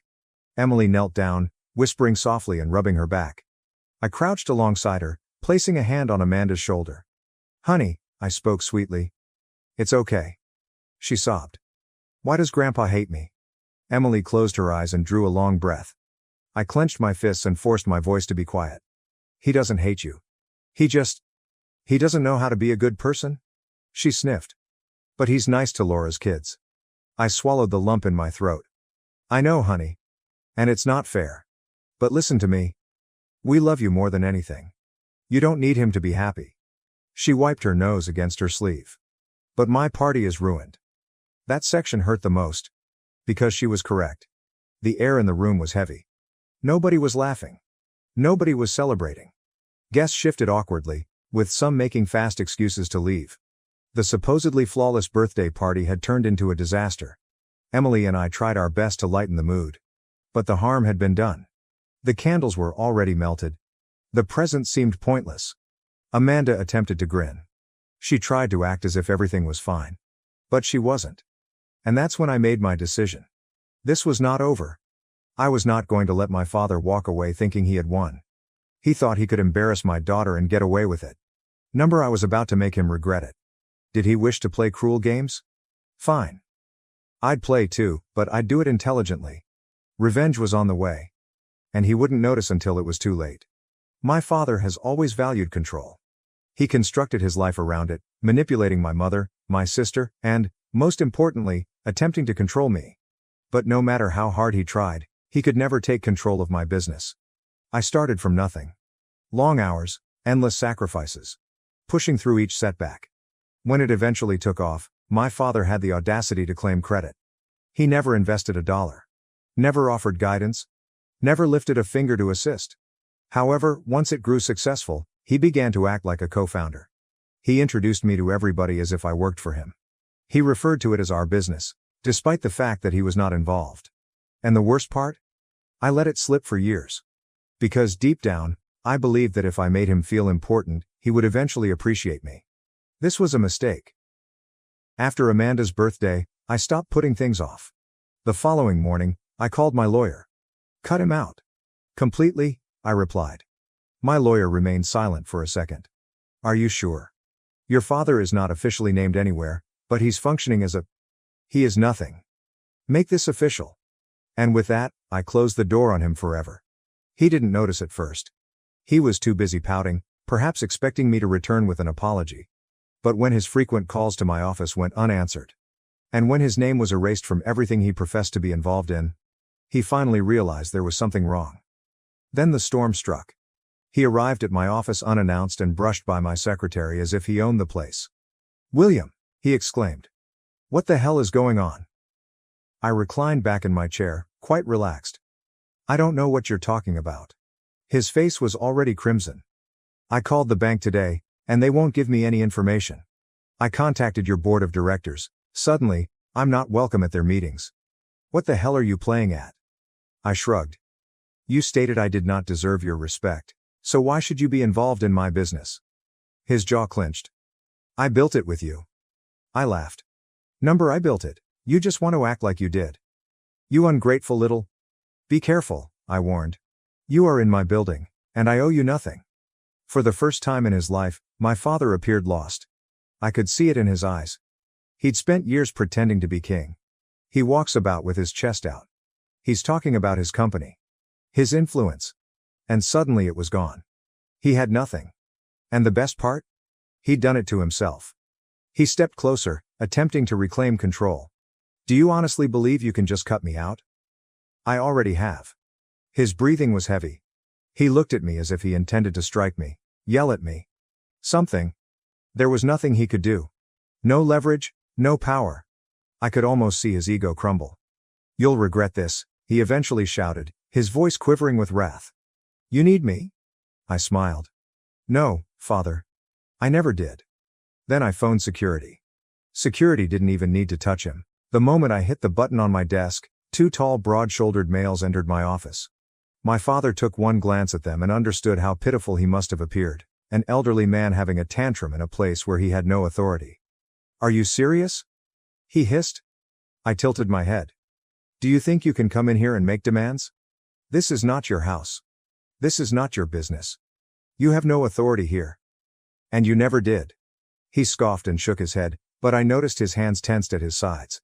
He was unraveling. "You think you're untouchable," he whispered, to himself rather than to me. "But son, let me remind you that I am still your father. You don't get to erase me simply because you have a meltdown." I smiled. "I already have. And believe me, Dad, it feels wonderful." The guard stepped forwards. And for a moment, I thought he was going to fight back. His fists clenched. His chest heaved out, as if he were preparing to punch. But then something unexpected occurred. The office door opened again, and my mother entered. She was not meant to be there. I hadn't communicated with her since the party, and I had certainly not invited her. But there she was, standing in the doorway, staring between me and my father, with an expression I couldn't place.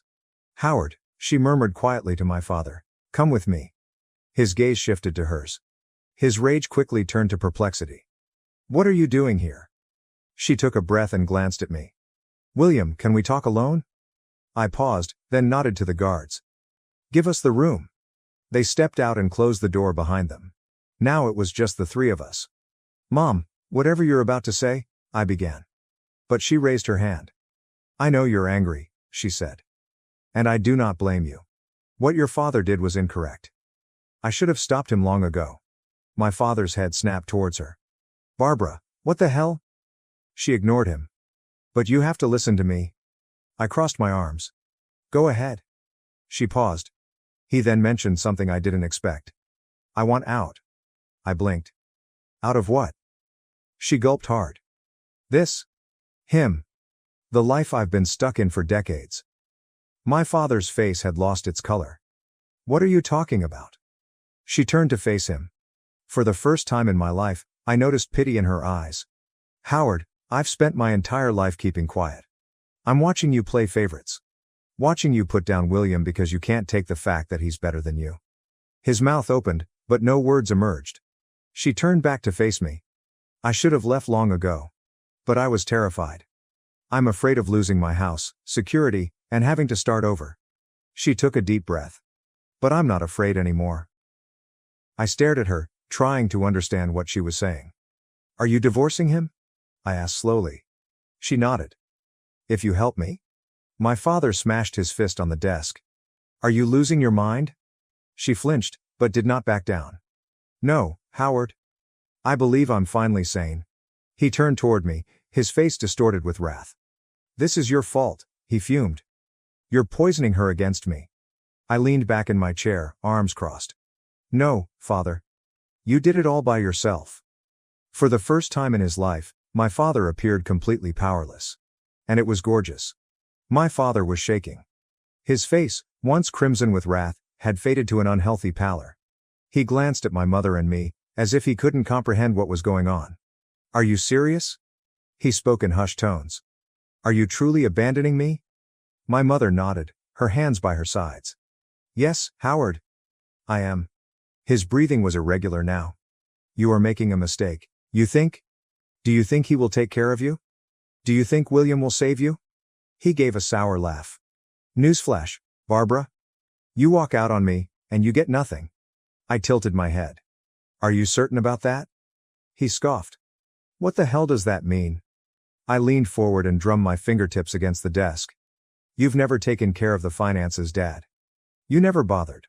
Mom did. You just barked orders and assumed you had complete control." His gaze darted to her. "Barbara." She stared at me and then back at him. Then she dropped the bomb. "I've already spoken with the lawyers. I own everything in my name, including half of the house and half of the funds. Considering how much I've endured over the years, I'm going after more."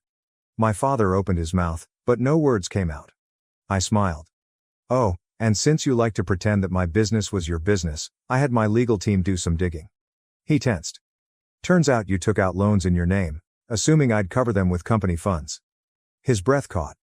What happens if the loans aren't paid? I continued. The bank does not come for me. They come for you. He glanced at me, realizing how low he had fallen. You're lying, he mumbled.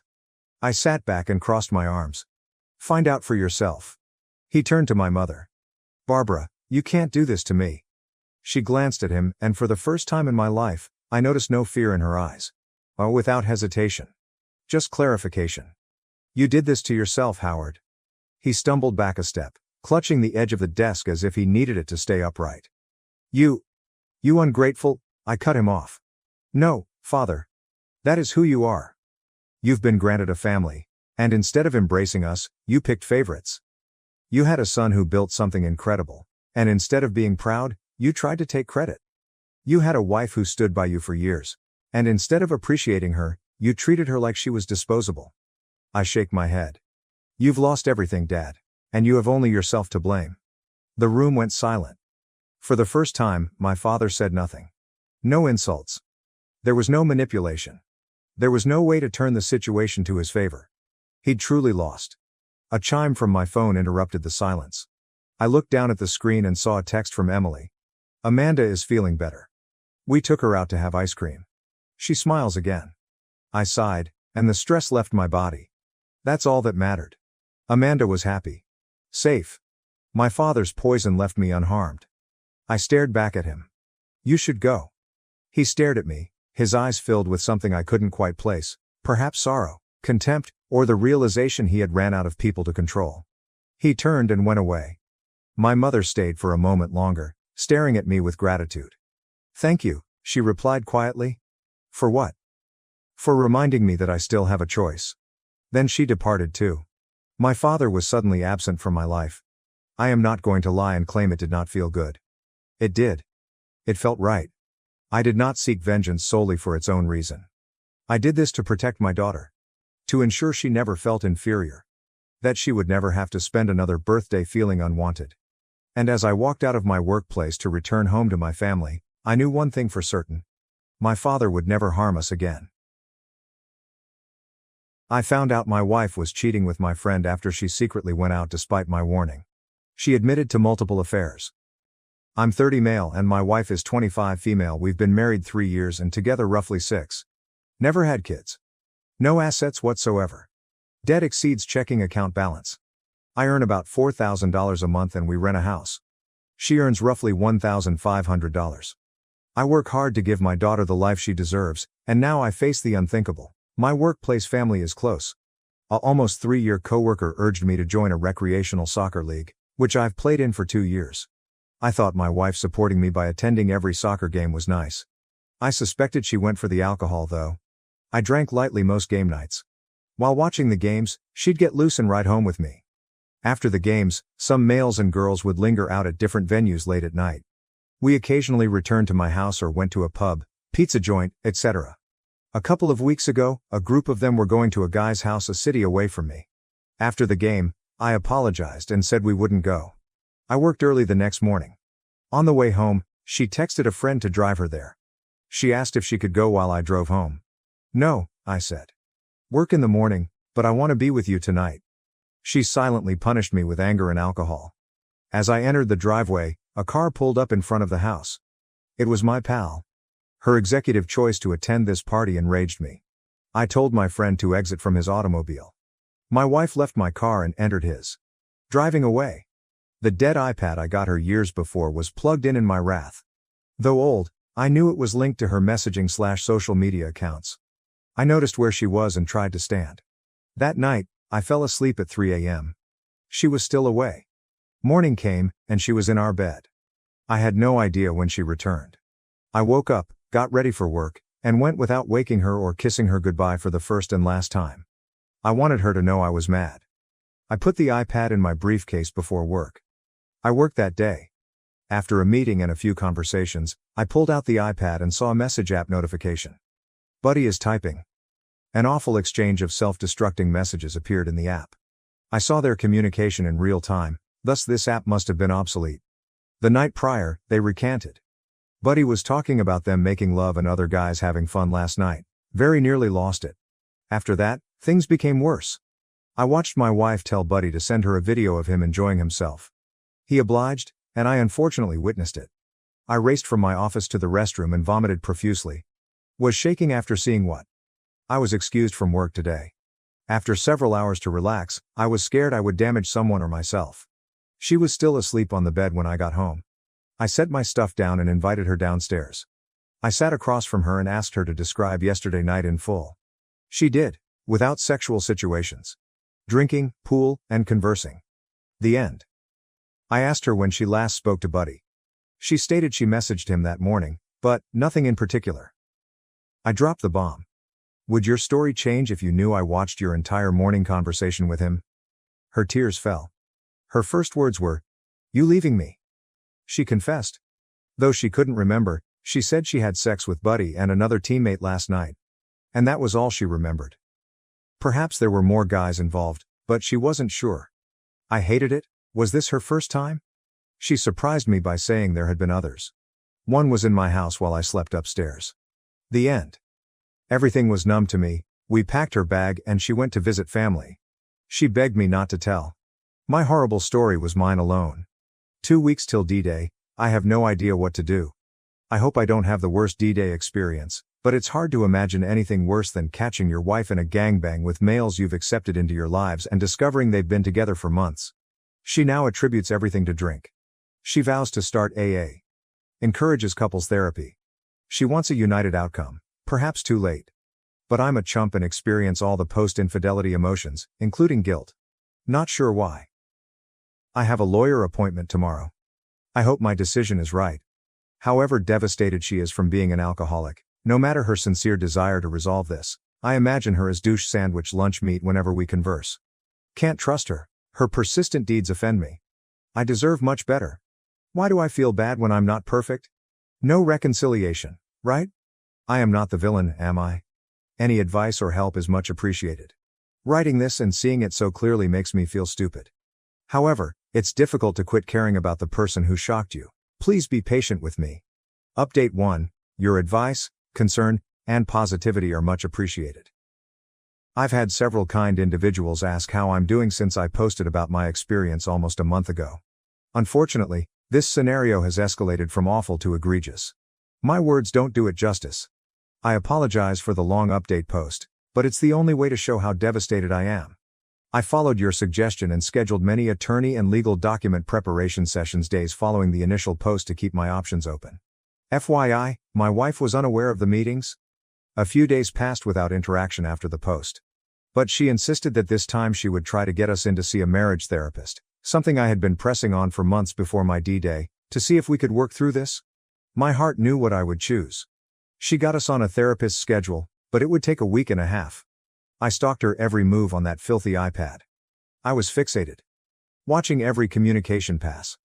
I checked Facebook, Snapchat, and everything else. I had no further evidence after a week and a half of monitoring her online activity. I hoped she was expressing genuine regret. When we saw the therapist, he sat us down and asked why. I instructed her to recount the tale in her own terms. She left certain information out, but much was on the table. After listening, the therapist asked, "How does that affect your trust in her? You feel how about your marriage?" Shaking my head in surprise and shock. Instead of answering, I said, "I fear I will never say it out loud if I don't now. I can't recover. This marriage is over. Broken vows. My faith is broken. I believe the only option is to divorce."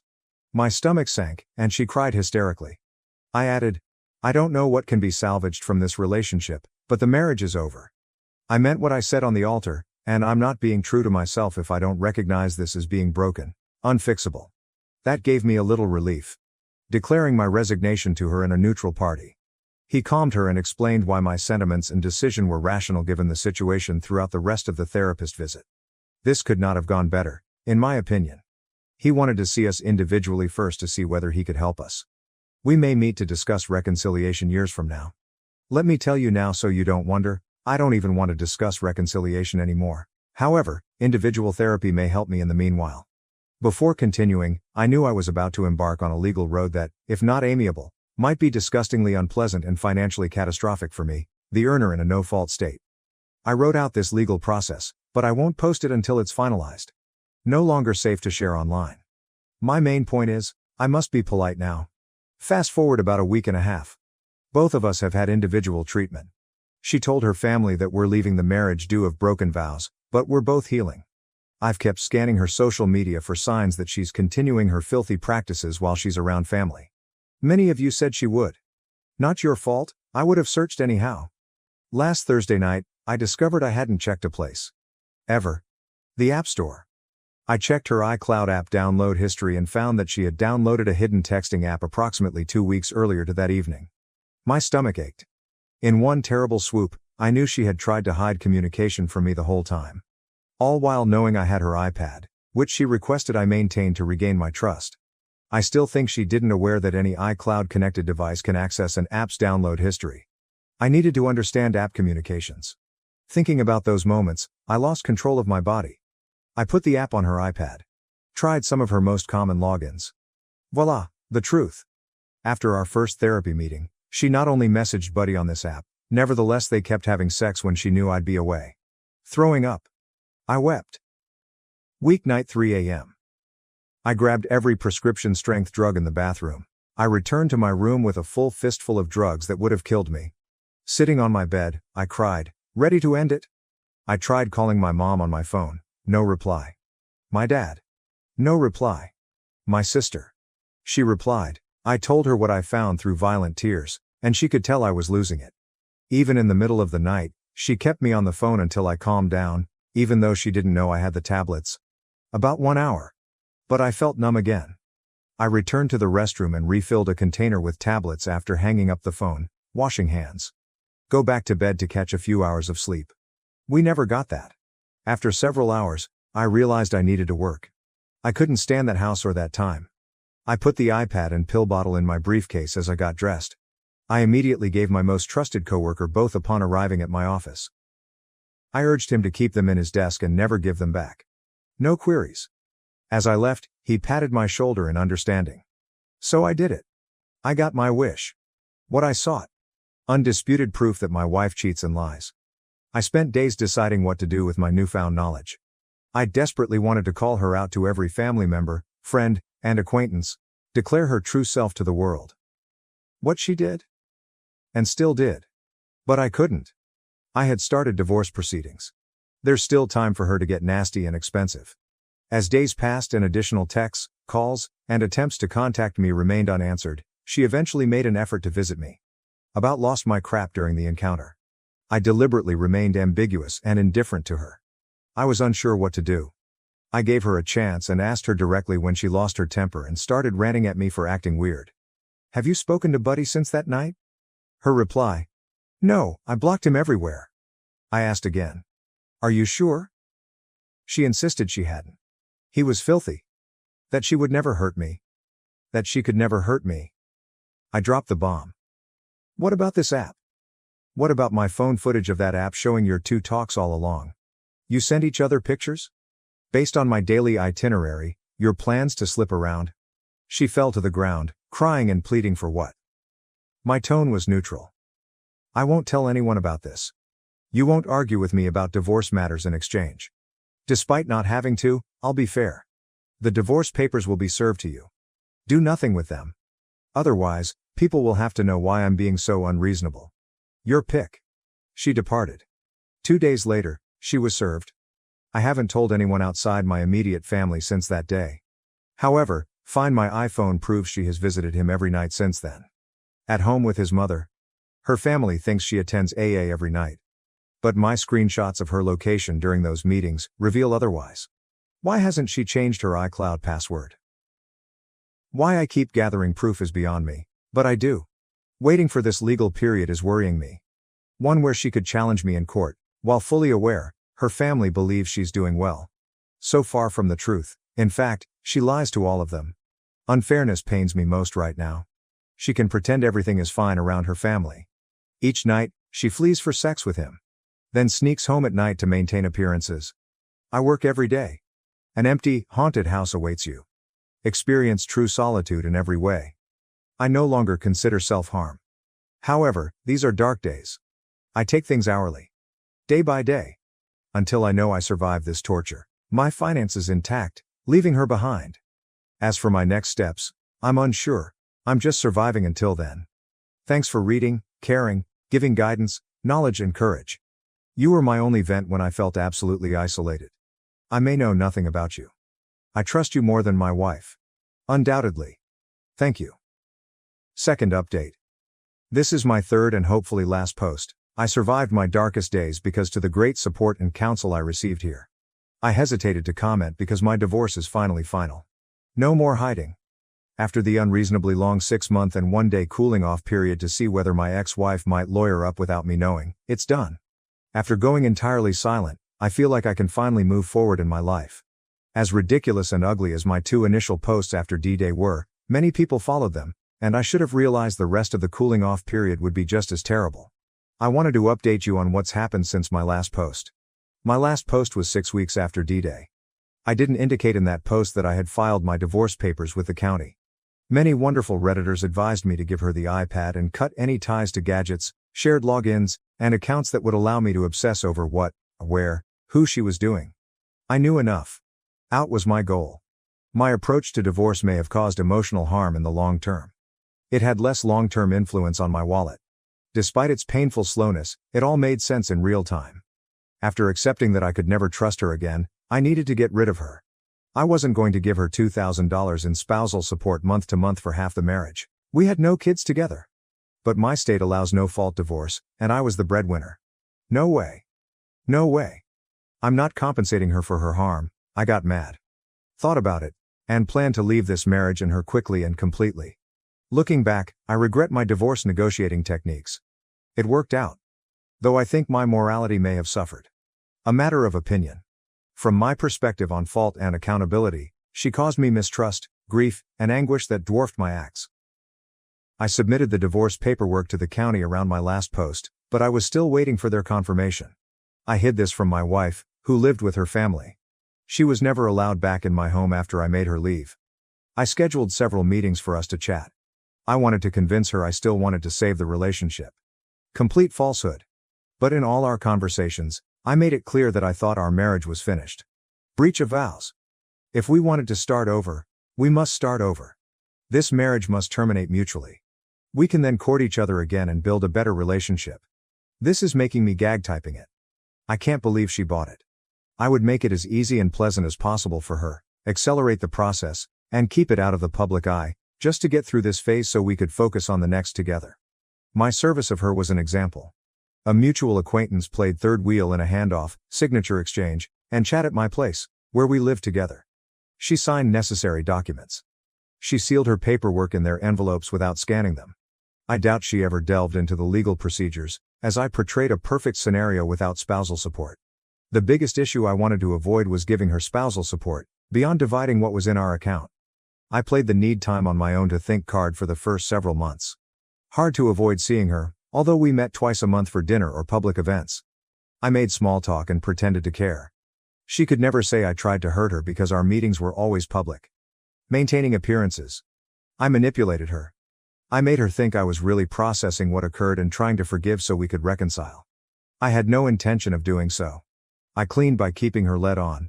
Remove her from my financial accounts, with her help kick her out of the lease, even got all her stuff moved out of our house into storage. After all that, I told her we'd move and that taking her stuff removed would make the existing home less haunting for me while I healed. Lying to her and keeping her submissive and cooperative made the separation tasks go well. She thought her actions were good for us. This technique helped me get through 4 of the 6 months needed to see the light.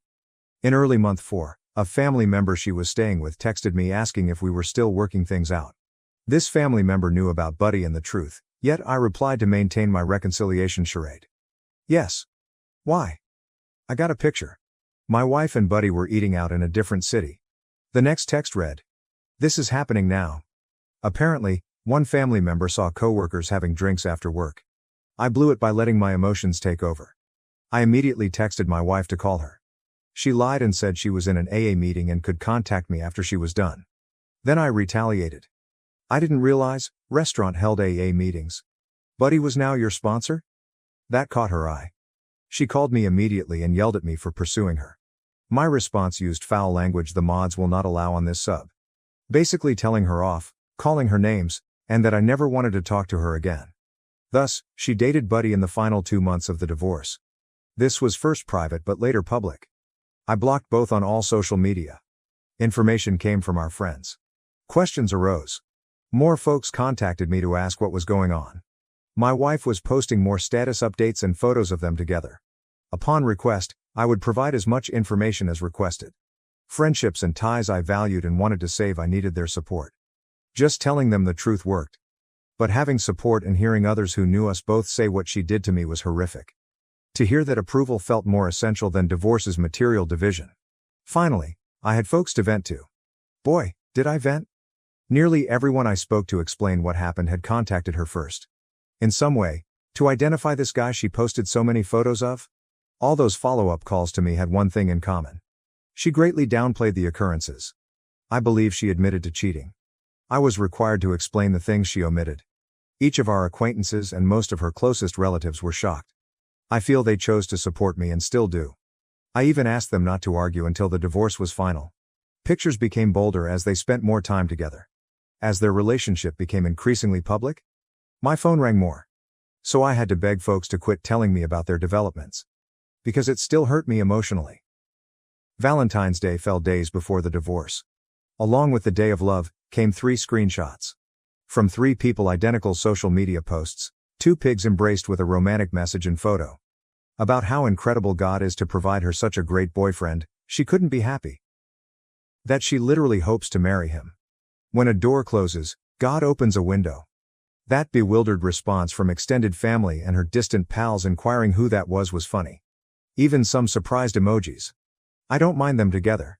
But it does. Loss still haunts me. I'm disgusted and regretful at how silly, nasty, and cold-hearted this woman is. That I didn't see this beast for so long sickens me. Buddy is a vile person. I have no respect or energy to comment or worry about him. Karma will punish him for staying with her. My ex-wife, whom I barely know. This makes it easier for me moving ahead. The day eventually came last week, our divorce date set by the court. I wasn't served any paperwork, so she couldn't fight me for anything not in the initial agreements. The ones we wrote when we pretended to try again. I kept my whole 401k. No spouse support. I owe nothing more. No attorneys. No court. No more dealing with them. Later that day, I blocked her number from my phone. Next day, 7 of my best friends, 6 of them were mutual friends, gave me a divorce party. The Snapchatters posted it all night. Documenting the party was worthwhile. That got my ex-wife to block them all on social media. Some received abusive SMS. Her maid of honor attended my divorce celebration and never wants to see her again. P.S. My final internal struggle. Someone may have insight. In the darkest days of my addiction, when I searched her digital footprints, I discovered she had been sleeping with a hometown man during this time. However, this guy is an old flame of hers. His wife and child live with him. I struggle to decide if I should tell his wife. Shame on me for not saying anything yet. However, the guilt of ruining a family is beyond my explanation. How do I tell her? Identify myself? Or keep it to myself? This is a nagging thought. Relentless, making me nauseated, frightened, and sometimes having dreams. Any advice is welcome. Considering all. Update 3. Hello again, everyone. Second anniversary of my D-Day in 17 days. Actually, when I read my past writings, in all honesty, I never imagined getting this far. In terms of time, with the relief of my anxiety, melancholy, and burden because my ex-wife did terrible things. Many of you compassionate people have asked for an update. I can only advise. Ask carefully. This should be my last update on the divorce. For those joining the conversation now, this light reading will get you up to speed. Whether you like being shocked, disgusted, or left saying unbelievable, read the post below before proceeding. Obviously, my previous update was a long ago. However, some significant events occurred that demonstrate human depravity. The divorce was finalized in February 2019. I attempted to avoid touch. It's harder to do today. I didn't talk to her, yet occasionally I would see a post from a distant relative I hadn't blocked. Or a pal accidentally mentioned anything on a common acquaintance's Snapchat, such as that. All my true pals sought to keep these updates private. But some news was too huge to hide. May 2019 saw the first blockbuster, One of my greatest pals called to tell me that my ex-wife was remarrying a Tennessee man. Wait. What? Indeed, it was. My friend's husband hadn't blocked my ex-wife on Facebook. I took screenshots of the events leading up to the big news. All this happened between March and July 2019. Buddy seemed to leave her soon after the divorce. I don't know what happened or how. Sort of wish I did. Not surprising, at least. Starting April, Facebook status updates mentioned everything happening for a reason. And subversive signs she was falling in love. I feel sorry for someone. Suddenly in July, a simple photo and caption were on her wall. The image. We never heard of her or this odd guy. In courthouse, hands together, rings on fingers displaying a marriage certificate, geotagged in California. She proudly adopted her new surname, with a caption like, "I'm excited to spend my life with this great man. Feeling blessed. Tennessee, here we come." Astonished pause. This entire journey, from my first post until today, may appear implausible. I can only prove this: I'm recording God's truth. The next few sentences may lose some readers. If you've read this far, I hope you trust me. I wanted to warn you beforehand. I could not handle the situation's tremendous curiosity. To find out more, I contacted one of my ex-wife's cousin-in-laws, whom I liked. He agreed. Her new husband was someone she met online and talked to for months by phone, text, etc. They apparently fell hard and fast for each other. He called and proposed, and she said yes, they couldn't wait. Within a week of the proposal and her hasty attempt to notify her family and invite them to the wedding, which took place in a random location 2 hours from our hometown for reasons I don't understand, he flew to California for the Saturday wedding. That day was their first face-to-face meeting. Now husband and wife. The cousin says the kicker is that no family member attended her courtroom wedding. Whether due to lack of time to plan or disrespect to attend, marriage was unceremonious. Something that would have drove her crazy. That Sunday, she packed her belongings into a moving truck. They headed east for Tennessee on Monday. I was stunned. After hearing it from enough individuals, I believe the tale and time frame are true. That seemed unthinkable at the moment. That poor man. If only he knew. He would know if he would have known not to marry in California. A no-fault state where he may face my issue with her. Hopefully, he was unaware. Opposed to stupidity. In the meantime, I tried to forget them both. I took comfort in knowing they were relocating far away, where she would never randomly appear again. Summer 2019 ended, another bombshell in mid-fall. While browsing Instagram, a video showed my ex-wife carrying a dish in front of her father appeared. He covered his eyes with palms. Before I realized what I was seeing, I observed one blue frosted cookie on the dish. The video showed my ex-wife counting down. 3, 1, a boy. Her father opened his eyes. A crazy gender reveal video. Why is this visible? Her mother recently opened a public Instagram account and posted this video of her husband's enthusiasm. Instagram's algorithm suggested this video from someone I may know. Completely lost it. That was a terrible few days and nights. I felt disdain, agony, frustration, and a little envy. I want to be a dad. If these events had not occurred on our prior timeline, we may have had a child then. My child could have been it. I could have fathered. My age is 32. I assumed I'd be one by now. Not even on a path to a relationship or child. As a grown man, I know I have time to attain that dream with someone I love and enjoy. I keep comparing my life to what I thought it would be by now. I can only tell that in this situation, I prefer my position to the soon-to-be fathers.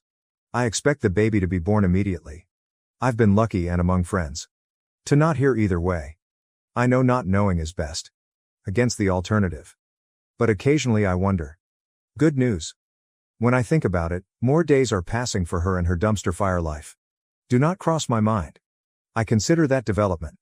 Some days are bad, whereby stay-at-home orders progressively worsen, giving days of despair. I'm lucky to be an independent contractor. Work on my computer at home. But some days are lonely.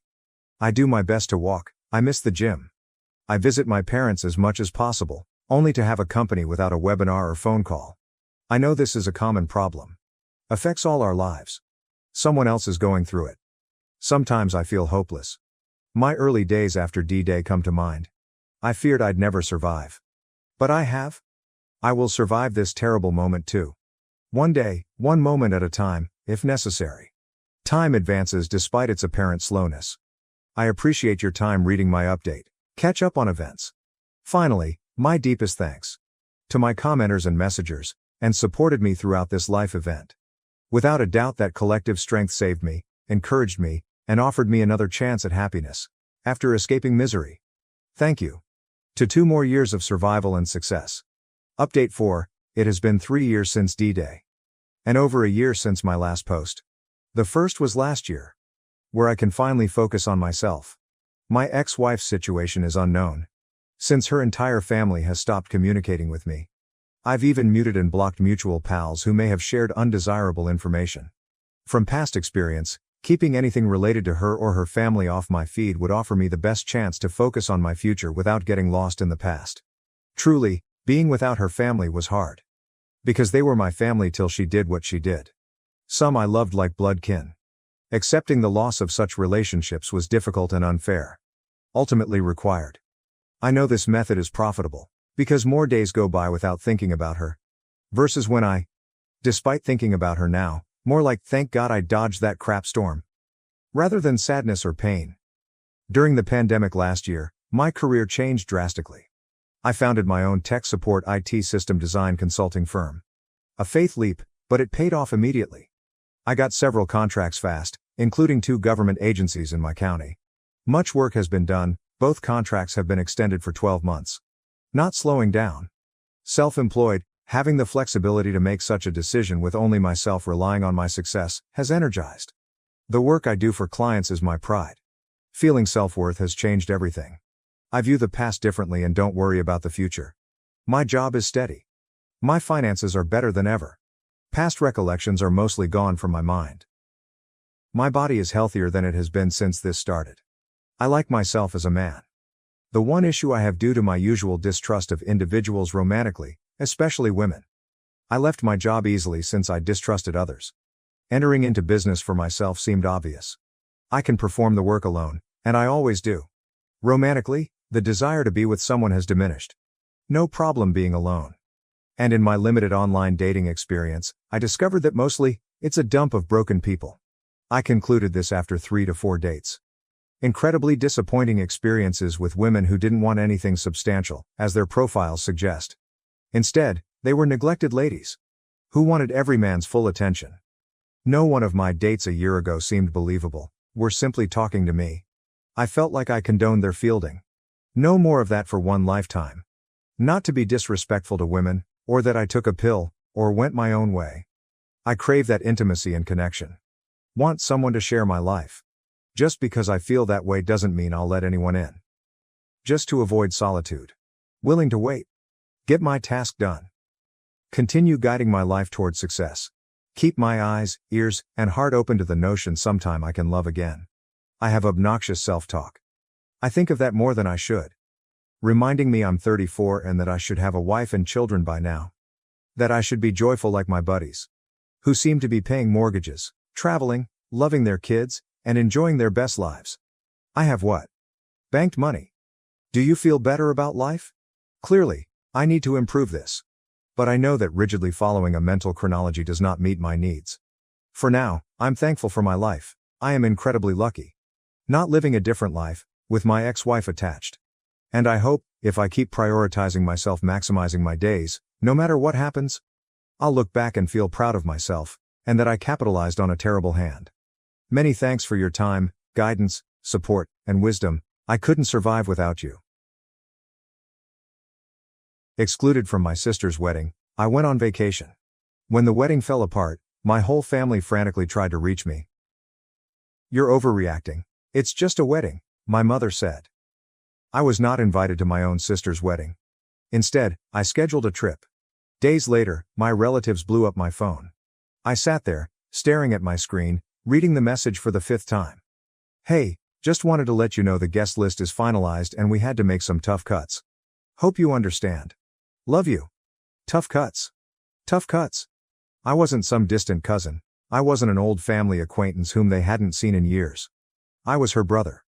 And my sister, the same sister I had assisted through every crisis, heartbreak, and moment of self-doubt, had just cut me out as an afterthought.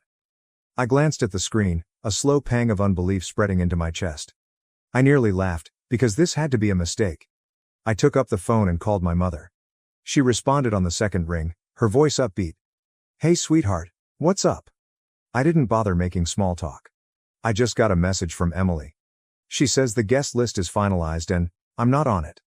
There was a pause. Just long enough to prove what I had previously suspected. Oh honey, my mother sighed. She always used that voice to make me feel like I was being unreasonable. It's just a wedding. Don't make a big deal out of this. Just a wedding. I felt a hot stinging coil in my stomach. Are you serious? I asked, my voice unusually calm. Mom, I'm her brother. How am I not invited to my own sister's wedding? She produced a tisk sound, as if I were a toddler having a tantrum. It's not personal. They had to keep the guest list small and… Mom. I cut her off. I just saw Emily's Instagram post. She invited 150 people. Silence. Then, a forced chuckle. Well, you know how things are. Weddings are expensive. And maybe they assumed you wouldn't mind skipping this one. I felt like I had been hit in the stomach. Wouldn't mind? I asked. Mom, I've been there for Emily through it all. I helped her relocate twice. When she lost her job, we covered half of her rent. And I was the one who helped her get over her last breakup. But now I'm not good enough to be there on her special day. Oh, stop being dramatic, my mother remarked with a sigh. It's just one day. You're overreacting. I laughed briefly and without humor. Overreacting, right? I could already predict how things would go, I would argue. My mother would shrug me off. Emily would certainly provide a half-hearted apologies later. I'd be expected to forgive and forget. Because that is what I have always done. Not this time. Something within me cracked. If I wasn't worthy of inclusion, then fine, I would not be. I hung up without saying anything and began browsing through my phone. If I wasn't planning to attend Emily's wedding, then I was going to be somewhere much nicer. I was going on a vacation. The more I thought about it, the angrier I became. I wasn't the type of guy who got upset over trivial matters. I had previously let a lot slide. Emily had repeatedly forgotten my birthday. She would only call me when she needed something. Our mother always wanted me to be the understanding one. Emily managed to get away with murder. But this was an entirely new level of disdain. I wasn't going to sit around moping while my sister and the rest of the family played happy little wedding without me. If I wasn't significant enough to be featured, then I wasn't significant enough to be present when they needed me. I grabbed my laptop and began looking up flights.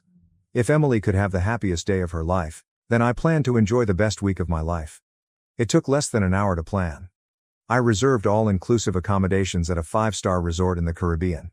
Suite with an ocean view, spa services, and access to a private beach. I had always convinced myself that such a trip would be too pricey. Not this time. I wasn't just traveling for a holiday. I was making a statement. When the wedding weekend came around, I was already on a plane, enjoying champagne in first class. I made sure to upload a picture, legs extended out, drink in hand, with this caption. Guess I got cut from the guest list, but I think I'll survive. The reactions were nearly immediate. Some of my cousins sent laughing emojis. My aunt, the only rational member in the family, commented, "Good for you. Should have taken me with you." But what's the best reaction? That came from my mother. She sent me 3 texts in a row. Mom asks, "Where are you?" My mom. "Are you seriously missing your sister's wedding over this?" Mother. "You're being petty." Petty? I wasn't even close to finishing. I responded with a photo of the beach, complete with white sand, crystal blue ocean, and a postcard perfect view. Then I shut off the phone. I wasn't about to let them guilt me. Not this time. For the first time in many years, I was not putting my family first. I was putting myself first. And it felt incredible. By the time I arrived in paradise, I had entirely eliminated any lingering remorse. The moment I walked out of the airport, the warm ocean breeze touched me, bearing the aroma of salt and tropical flowers. A private car was waiting to drive me to the resort. A stylish black SUV with chilled towels and bottled water in the backseat. Yeah. This was far better than a wedding. As we drove down the coast, I reflected on how right I had been to accomplish this. Back home, my family was presumably busy preparing for the big day. My mother was probably making excuses for why I wasn't present. My sister was laughing with her bridesmaids, not giving me a second thought. But I wasn't treated as an afterthought here. Here, I was the priority. My priority. The resort was something out of a fantasy. The lobby has enormous palm trees blooming within. A massive open-air architecture that allowed in the ocean wind. And the kind of service where you were greeted with a cocktail before you checked in. My room? Unreal. Floor-to-ceiling windows and a private balcony and the most gorgeous king-size bed I'd ever seen. I threw down my things, strolled out onto the balcony, and simply took it all in. Then, just to make matters worse, I took a picture of the scenery and shared it with this caption. When one door closes, another one opens, preferably to a beachside suite with unlimited margaritas. I knew it would find its way back to my family, and honestly, I hoped it did. Because for once, they could understand what it was like to be left out. And I was only getting started. The first full day of my trip was simply fantastic. I began the morning with room service, which included fluffy pancakes, fresh fruit, and coffee that was so wonderful it ruined every cup I'd ever tasted. Then I spent the entire day doing precisely what I wanted. No responsibilities. There's no family turmoil. Just me, the ocean, and a timetable focused only on my own enjoyment. By the afternoon, I was lounging on a sunbed by the infinity pool, martini in hand, watching the waves roll in. Every so often, I'd check at my phone, not to check in with my family, but look at the growing amount of responses to my vacation blogs. The comments were gold. Cousin Jake. Bro, where are you even? Aunt Lisa. Okay, now you're just showing off.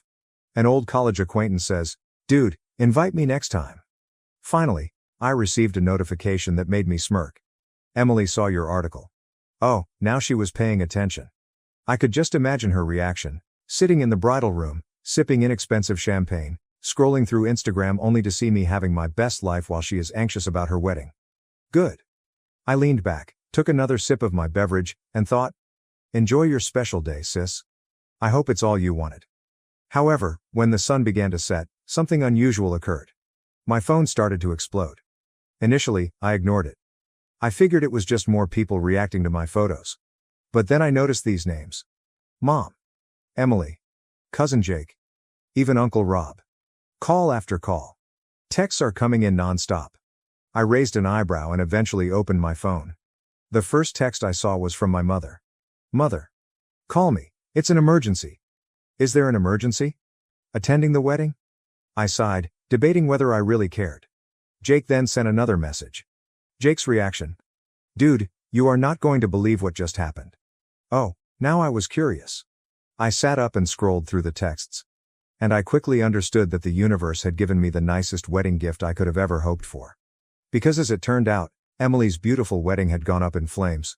I scanned through a torrent of messages, my sneer grew with each one.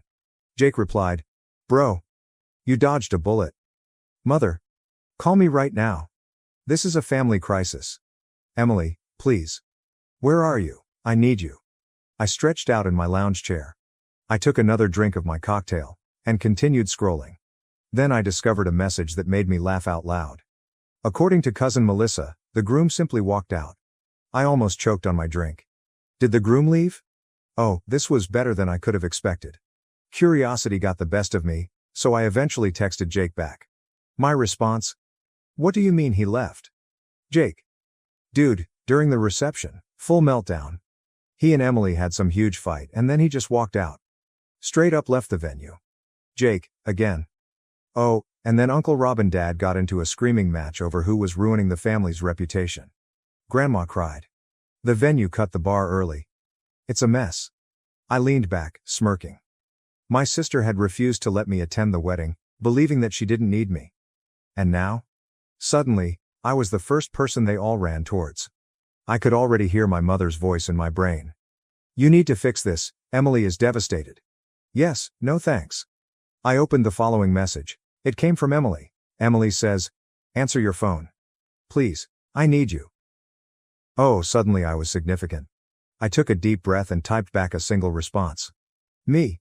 Sorry, I'm a little busy enjoying my overreaction. Hope the wedding was fun. And then, I blocked her phone number.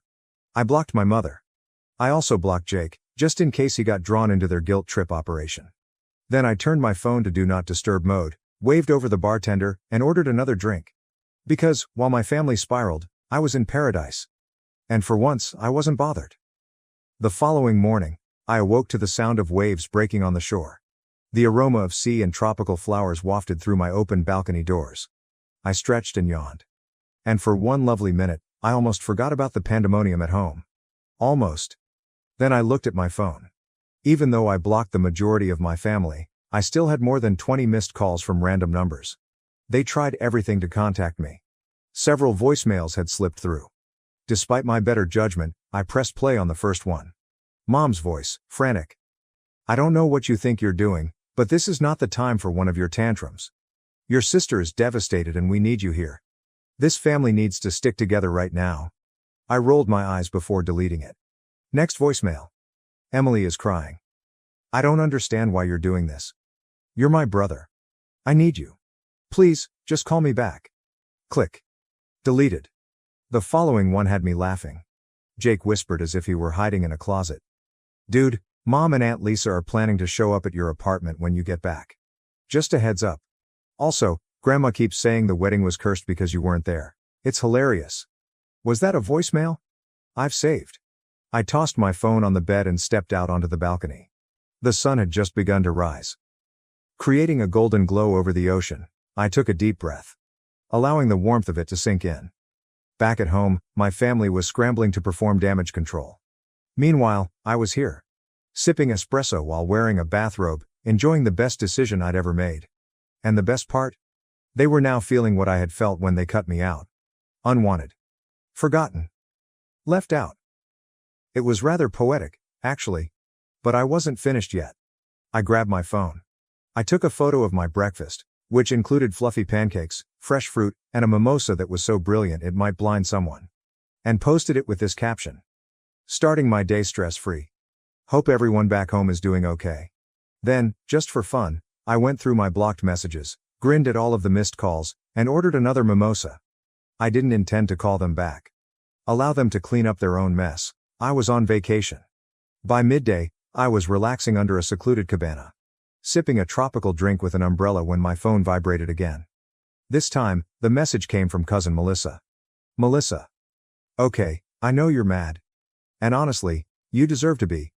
But you have to hear what happened after the wedding. Call me. You're going to love this." I raised an eyebrow. Melissa has always been the only cousin with a brain. If she mentioned that I needed to hear anything, it was probably worth the time. So, despite my better judgment, I called her. She answered the first ring. "Oh my God, you're finally answering," she said, unable to contain her joy. "Okay, are you sitting down?" I gazed about in my shaded cabana, the vast ocean in front of me and the chilled beverage in my palm. "Yeah, I think I'm in a good place for whatever this is." Melissa let out a breathless laugh. "Okay." After the groom left, Emily had a complete meltdown. And I don't mean a few tears. I mean yelling, wailing, and throwing objects at the wedding party. I smirked. "Sounds about right." Melissa continued, her voice brimming with enthusiasm. Everyone was attempting to calm her down. Mom overheard Aunt Lisa suggest that the disaster could have been avoided. "If you'd been there?" I blinked. "Wait, what?" Melissa giggled. "Yes, she was saying that you've always been the one to mend problems when Emily spirals. That if you were present, you would have talked sense into the groom or handled everything like you normally do." I burst into laughter. "So let me get this straight. The same family that barred me from the wedding is now blaming me for not being present to preserve it." "Oh, it gets better," Melissa remarked. "Mom told Lisa she was acting ridiculous.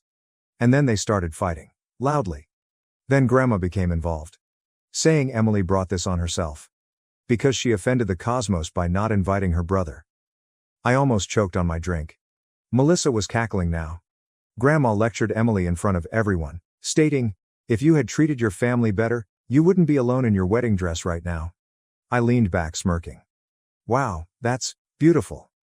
"Oh, and then," Melissa said, "your mother attempted to contact the groom's family to resolve the situation?" His mother just smiled and said, "This is your issue now."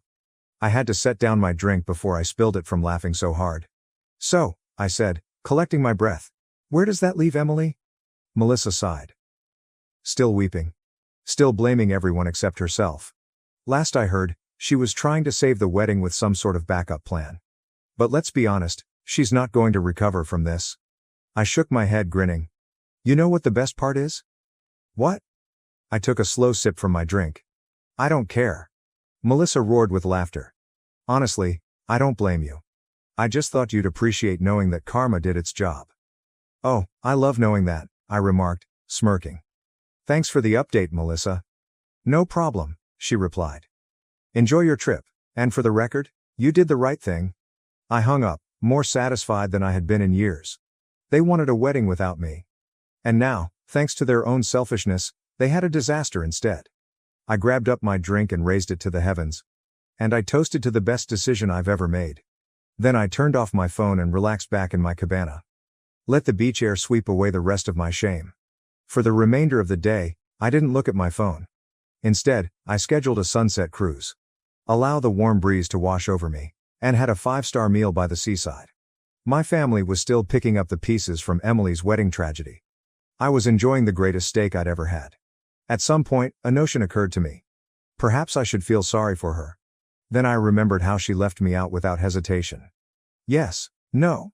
I took a sip from my wine. I took one last shot of the view. And shared it with one caption. 0 regrets. Finally, with a contented smile, I turned off my phone again. Let them stew, I was done being their backup plan. The following morning, I awoke feeling lighter than I have in years. There is no guilt. There will be no tension. There were no last-minute family emergencies that became my job to solve. Just myself and the sound of waves. And an entire day of nothing but rest. I stretched, ordered room service, and, out of curiosity, I turned my phone back on. A big mistake. Within seconds, my notification surged. Mom said, "You need to stop acting like a child and call me." Emily's response. "I can't believe you're doing this to me. You are so selfish. Your mother. This isn't funny." Emily is heartbroken. "Do you even care?" Unknown number, possibly my aunt. "We need to fix this family before it's too late." I groaned and shook my head. It was almost surprising how swiftly they moved from ignoring me to expect me to cure everything. Then, one message struck my attention. "Melissa. Okay, I understand you are ignoring everyone, but please read this. Your mother is trying to gather the family for a discussion when you return. Just a heads up." I almost laughed aloud. Oh, they assumed I would return as if nothing had happened. As if I'd just come up and let their guilt trip me. And pretend the entire thing never occurred. Yeah, not happening. I quickly replied to Melissa. Thanks for the warning, but I won't be there. Melissa says.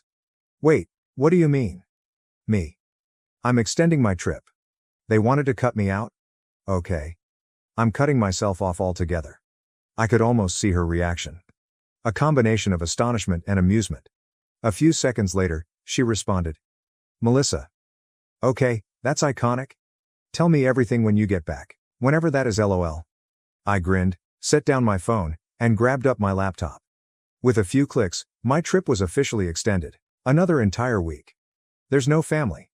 There's no drama. No family discussions. Just me and the water. They never allowed me to have peace. And the best part? They couldn't do anything about it. Before going to the beach, I sent one final text. Me, Mom, and Emily. Oh, so you want me around? Sorry, I'm too busy enjoying my reactions. Have fun cleaning up your own messes. Then, for the last time, I blocked their numbers. I put my phone down. Ordered another drink. Let the sun warm my skin. There is no guilt. There will be no tension. No regrets.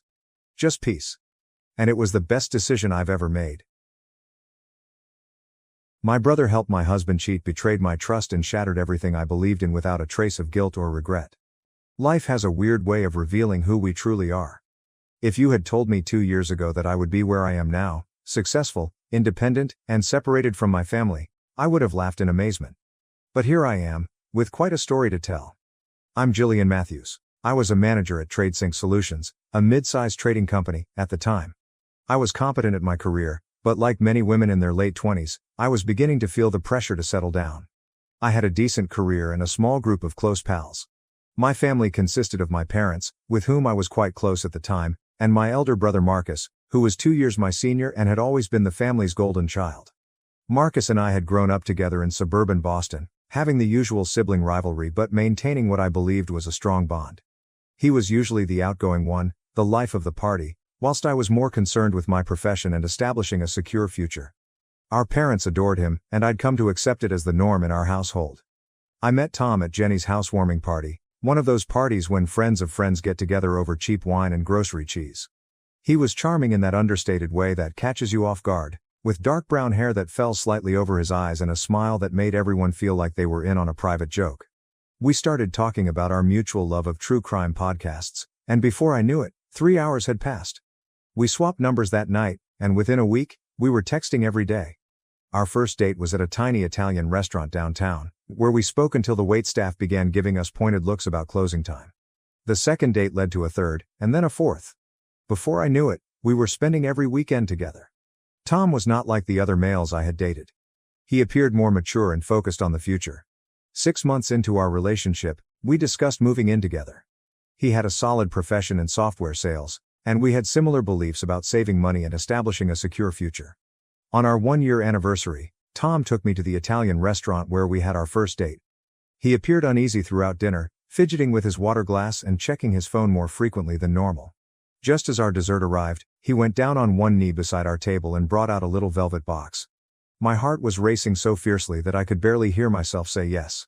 The ring was perfect, simple yet elegant, and just what I would have selected for myself. As the other diners applauded and congratulated us, I felt like I was flying on air. The weekend following our engagement, I took Tom to meet my family. I was nervous. My folks might be rather judgmental. Marcus had a way of making people feel either welcome or uncomfortable. There was frequently no in-between for him. Mom opened the door before we even got to the porch. "There's my baby girl," she shouted, grabbing me into a hug before turning to face Tom. "And you must be the man who's stolen our Jillian's heart." Dad and Marcus were in the living room, watching a football game. Marcus jumped up and extended his hand to Tom. "So you're the guy my little sister won't stop talking about," he smiled, giving Tom a solid handshake. "And you must be the infamous Marcus," Tom said calmly. "Jill's told me quite a bit about you too." The afternoon went better than I had imagined. Mom insisted on displaying Tom all of my embarrassing childhood photos, despite my protests, while Dad questioned him about his employment and future plans. To my amazement, Tom and Marcus hit it off right away, especially after they realized they favored the same football team. Finally, Marcus shouted over supper, wrapping his arm around Tom's shoulders. "I've always wanted a brother, but all I got was this troublemaker." He pointed to me with his fork. I put out my tongue at him. "Please, you wouldn't have survived without me covering for you all those times in high school." "True that, sis," he chuckled, and the entire table joined in. The next few months were a blur of wedding plans. Mom took control of the floral arrangements. Dad handled the venue discussion. And Marcus declared himself Tom's unofficial bachelor party coordinator and drinking buddy. They began gathering weekly for beers, and I was overjoyed to see my fiancé and brother become such close friends. The wedding itself was simple yet amazing. We had it in my parents' backyard, with fairy lights hung through the trees and mason jars filled with wildflowers on each table. Our closest friends and family were present, and when Tom kissed me after saying "I do," I was convinced that this was my happily ever after. Following the honeymoon, we moved into Tom's rented apartment, which was a comfortable one-bedroom in a decent neighborhood. That's when we began saving for our own house. We decided to make it a fun competition, with each of us depositing money into different accounts to see who could save the most for the down payment. At first, it was enjoyable. We'd research takeout menus to find the greatest bargains, watch movies at home instead of going out, and prepare lavish dinners together to avoid pricey restaurants. But approximately 3 months in, Tom became restless. "We're turning into an old married couple already," he complained one evening. "We're too young to live like hermits." I attempted to remind him of our aims by showing him how much we had already saved. "Think about it, in a few years, we could have our own place. Wouldn't that be worth it?" He nodded and seemed to comprehend. But then Marcus started inviting him to guys' nights on Fridays. At first, I was concerned. But Marcus told me that he would keep an eye on Tom. I believed him. After all, who better to entrust with my husband than my own brother? And Tom would always return home in a better mood from these adventures, more affectionate and understanding of our savings goals. So I learned to accept it and even look forward to spending some quiet time alone on Friday nights. A year into our marriage, I felt quite pleased about our development. My savings account grew steadily. I had managed to save little over $30,000. I had no idea how much Tom had saved. We'd kept that aspect of our competition a secret, but I hoped he was doing as well as me. Tom revealed the bombshell about his fishing expedition on Thursday evening. "Marcus and I are thinking of going fishing this weekend," he remarked during dinner. "His friend has a cabin up at Lake Webster." I looked up from my pasta, astonished. "This weekend? I thought we could finally spend some time together. You have been working late all week." Come on, Jill, he said, his eyes beaming like a child at Christmas. I haven't gone fishing in months. It'll be fun, just us men, some beers, and maybe catch something to brag about. As if on cue, there was a knock on our door. Marcus burst in. He had a key for emergencies, though I was beginning to wonder the logic of his decision. Little sister? He exclaimed, throwing his arms wide. Please, please, pretty please let your wonderful husband come fishing with me this weekend. He abruptly sank to his knees in front of my chair. I pledged to take good care of him. No wild parties, no crazy stunts, just two guys attempting to outwit some fish. I couldn't help laughing. Get up, stupid. You're 40, not 4. Not until you say yes, he said, giving me his best puppy dog eyes, the ones that had gotten him out of trouble so many times when we were kids.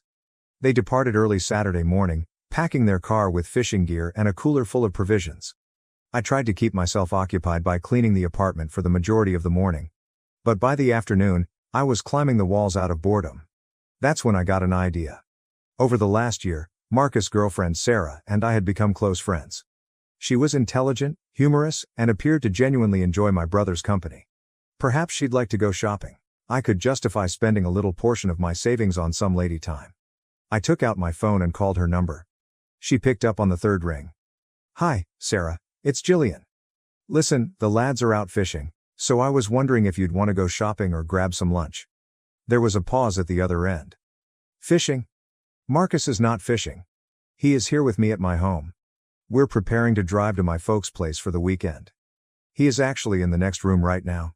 My blood became chilly. In the background, I heard my brother's voice. Who is that, babe?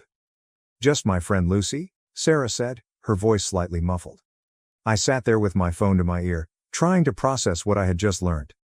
My spouse and brother had lied to me. But why? Where was Tom actually going? Sarah, I pleaded.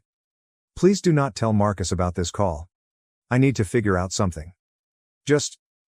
Please. Of course, she said. Are you all right? I don't know, I'll call you later. I hung up before my voice broke. For a few minutes, I sat on our bed, my mind racing. Tom's laptop was on his desk, humming quietly while in sleep mode. We had always discussed passwords openly, or so I thought. His was simple, his mother's birth date. I used to taunt him about being too predictable and needing more security. Now, the regularity was working in my favor. My hands trembled as I opened the laptop and entered the password. His social media accounts remained signed in, he had always been casual about it. And then I noticed her name, Rebecca. The message thread was vast, dating back months. With each scroll and message I read, I felt my world crumble around me. Can't wait to see you this weekend, baby. Your wife really bought the fishing story? Yeah, my brother-in-law's got my back. He's a legend, haha. She's so clueless. Must be nice having such a trusting wife. They had been meeting virtually every other weekend, at hotels, her apartment, and sometimes on weekend vacations disguised as professional conferences or guys' outings. The amount of detail. They made harsh comments about me. They shared intimate images. It made me physically ill. The worst was yet to come. There was a separate messaging thread for Marcus, my brother, protector, best friend from childhood. She totally bought it again, Tom had wrote only yesterday. Your sister's as gullible as ever. Marcus responded. Jill's always been a bit slow. Remember when we were kids and I convinced her that ice cream grew on trees? She's never gotten any smarter. You're the best wingman ever, bro, Tom commented. Rebecca says hi BTW? Says thanks for covering with Sarah too. Anytime. What are brothers for? Besides, this is way more fun than actually hanging out with my boring sister. Hit me up when you're back. Those strip club girls from last month have been asking about us. The messages went on and on. Prepare for their guys' nights. They provided detailed details of their excursions to strip clubs. Discussions about the many women they had met. Not only had Marcus been lying for Tom's affair, he had been actively partaking in a lifestyle that would destroy Sarah if she discovered it. I read about how they laughed at my meticulous savings plans.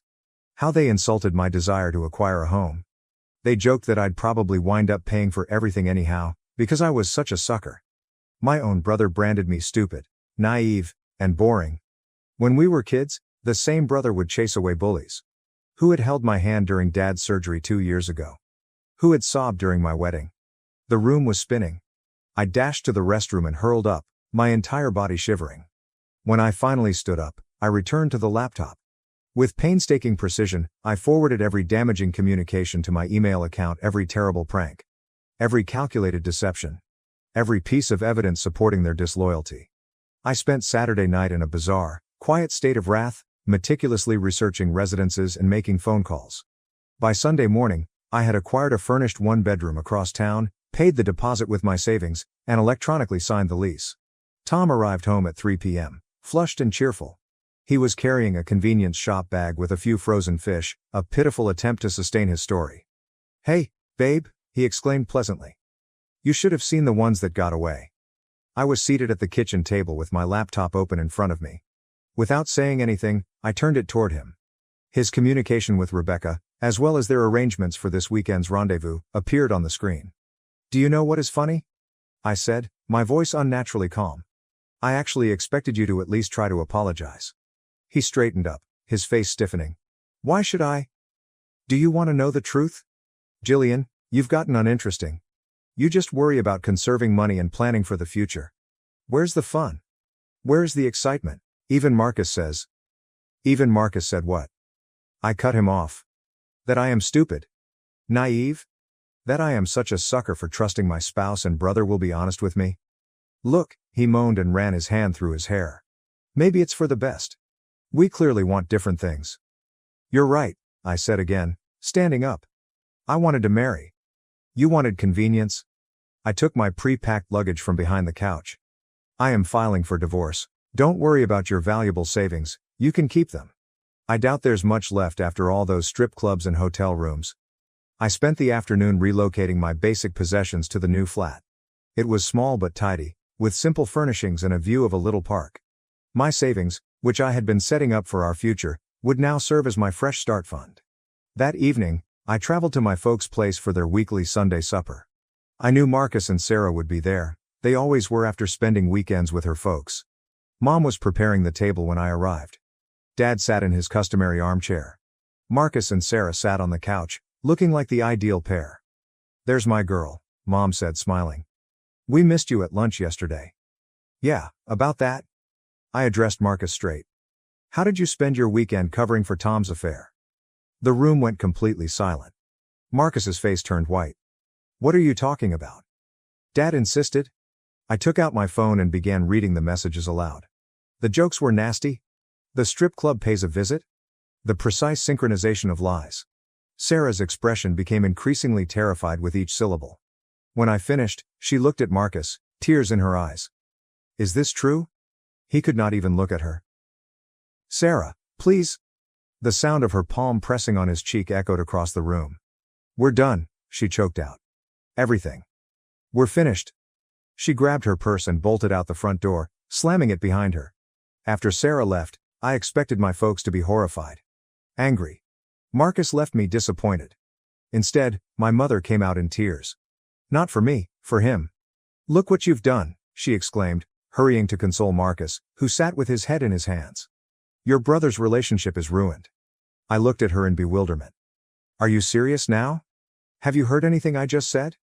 About how he helped Tom cheat on me? What about the strip clubs? What about the lies?" "Oh, Jillian." Dad moaned and shook his head. "Boys will be boys. You are exaggerating a minor issue. Tom was just blowing off steam, and Marcus was being a nice friend." "Friend? A nice friend?" I felt like I'd stepped into a strange parallel universe. "He helped my spouse cheat on me. He lied to me for months. And now you've destroyed his relationship with Sarah," she said. "Was it truly necessary? Couldn't you have done this privately?" Marcus raised his head, his eyes red yet dry. "Yes, sis. Very classy move. You simply had to bring everyone into this, didn't you?" I gazed between them. My mother stroked Marcus' hair as if he were a wounded child. My father gave me the disappointed expression he had developed over the years. And my brother, who had been the victim his entire life, was still playing it. At that point, something inside me broke, or rather, formed. Harder and colder than before. "Do you know what? You're correct. I should not have expected any of you to support me. Marcus has always been the golden child, hasn't he? He can do no wrong. So, congratulations. You can have each other." That night, I walked out of my childhood home without looking back. The divorce process was shockingly swift.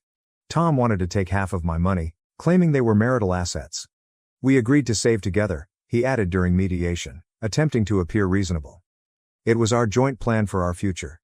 But even his parents, who had stayed out of the whole issue, advised him to stop it. Don't make yourself look worse than you already do, his mother warned angrily. He withdrew his claim the following day. I heard from mutual friends that Marcus and Tom were still as close as thieves.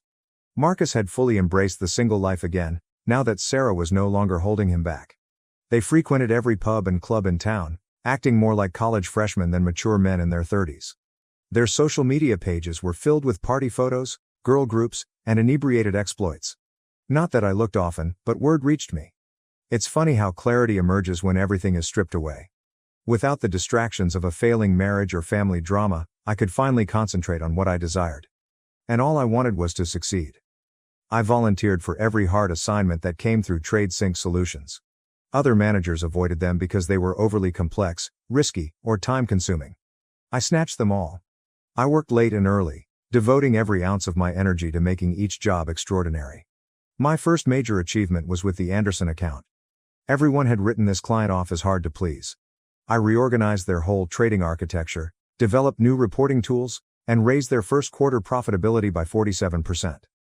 The CEO personally called to commend my job.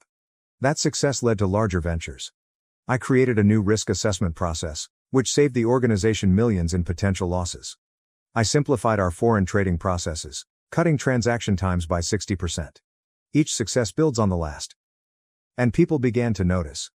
Jillian, my boss called me in one day. How do you feel about joining the management team? We need someone who shares your vision. The promotion included a corner office and a salary that made my eyes swim. I celebrated by purchasing a sleek black Mercedes. Perhaps not the most practical choice, but I wanted something to remind me of my progress every day. 6 months later, I closed on my dream apartment. A 2-bedroom condominium in the city's most desirable area. The mortgage payments were high, but I could afford them. Every night, I would stand on my balcony, watching the city lights, proud of what I had accomplished on my own. I hadn't spoken to my family in quite some time. There were no birthday calls. No Christmas gatherings. No Sunday dinners. Sometimes I would see their digits on my phone, but I never responded. The wounds remained too raw. The betrayal was too fresh. Then, on a random Tuesday evening, when I was reviewing quarterly estimates in my new home office, the doorbell rang. I was not expecting anyone. And few people knew my new address. Through the surveillance camera, I saw my parents standing there. Looking older and tireder than I remembered. For a second, I pondered not responding. But something in their posture, Mom kept wringing her hands, and Dad's shoulders slumped, I buzzed them up. Jillian, Mom began as soon as I opened the door. You look wonderful. What do you want? My voice was cool and professional, the same tone I used at stressful customer meetings. They exchanged glances before Father spoke. This is about Marcus. We were incorrect about him. Almost anything. They told me how Marcus had slid after Sarah left him. How his friendship with Tom had become toxic, constant partying, drinking, and hooking up with strange women. He began arriving at work hungover and then inebriated. He received 2 formal warnings. One for being inebriated at his desk and another for failing to show up for a crucial customer appointment. He's been fired, Mom replied, her voice breaking. He has awful references. Nobody will hire him. He is now living in his previous room. He has no money and no prospects. What are you expecting me to do about this? I asked, leaning on the kitchen counter. The marble felt cool against my palms, a minor pleasure I had chosen for myself while renovating. Mom's eyes brightened up with hope as she heard my question. Well, sweetheart, we know you're in management now, at such a prestigious company. We were thinking, Dad added, perhaps you might locate a place for him. Something fitting. With a decent wage. It doesn't have to be overly difficult. I couldn't stop myself from laughing. Let me get things straight. You want me to sacrifice my professional reputation, which I created from the beginning, to provide a good job to the brother who betrayed me? The same brother who destroyed my marriage? Jillian, that was 2 years ago, Mom begged. People make mistakes. Mistakes? I straightened up, my voice dead silent. Forgetting to buy milk is a mistake. A mistake is arriving late for dinner. Marcus made a choice. There are several options available. He decided to cover for Tom's affairs. He decided to mock me behind my back. He prioritized his friendship with my cheating ex-husband over his own sister. He's family, Dad insisted, his face flushing. Family forgives. Really? Where was the family loyalty when I needed it? When did I provide you proof of what they had done to me? You sided with him, remember? You're being unreasonable, Mom exclaimed. If you do not help your brother, we will disinherit you. Everything will go to Marcus. I looked around my apartment, admiring the art I'd chosen, the furniture I'd purchased, and the life I'd created without their assistance. Then I laughed again, truly this time. I don't need or want anything from you. I believe it is time for you to depart. I approached the door and held it open. I have an early meeting tomorrow. They tried to argue more, but I just stood there, door open, waiting. Finally, they went, Mom in tears and Dad ranting about ungrateful daughters. As I closed the door behind them, I felt a weight lift off my shoulders. Through the glass, I observed them enter their ancient Volvo. They had had the same car while I was in college. I thought about Marcus in his boyhood bedroom, possibly nursing another hangover. Waiting for someone else to solve his problems, as they always did. Last I heard, he was doing odd jobs in the neighborhood, mowing lawns, painting fences, and doing whatever it takes to save money for drinks. Tom ultimately got bored of partying with a broke pal and moved on. Karma, as they say, is a patient visitor. I poured myself a bottle of wine, an expensive Bordeaux I'd bought to celebrate my previous successful project. I walked out onto my balcony. The metropolis sprawled before me, its lights glittering like fallen stars. Below, I could see my Mercedes in its assigned parking space, a symbol of what I had accomplished on my own. Some may label me frigid for turning my back on family. But family is more than simply blood. It's all about trust, respect, and loyalty. Those who genuinely love you do not betray, mock, or manipulate you. They stand by you, encourage you, and celebrate your accomplishments.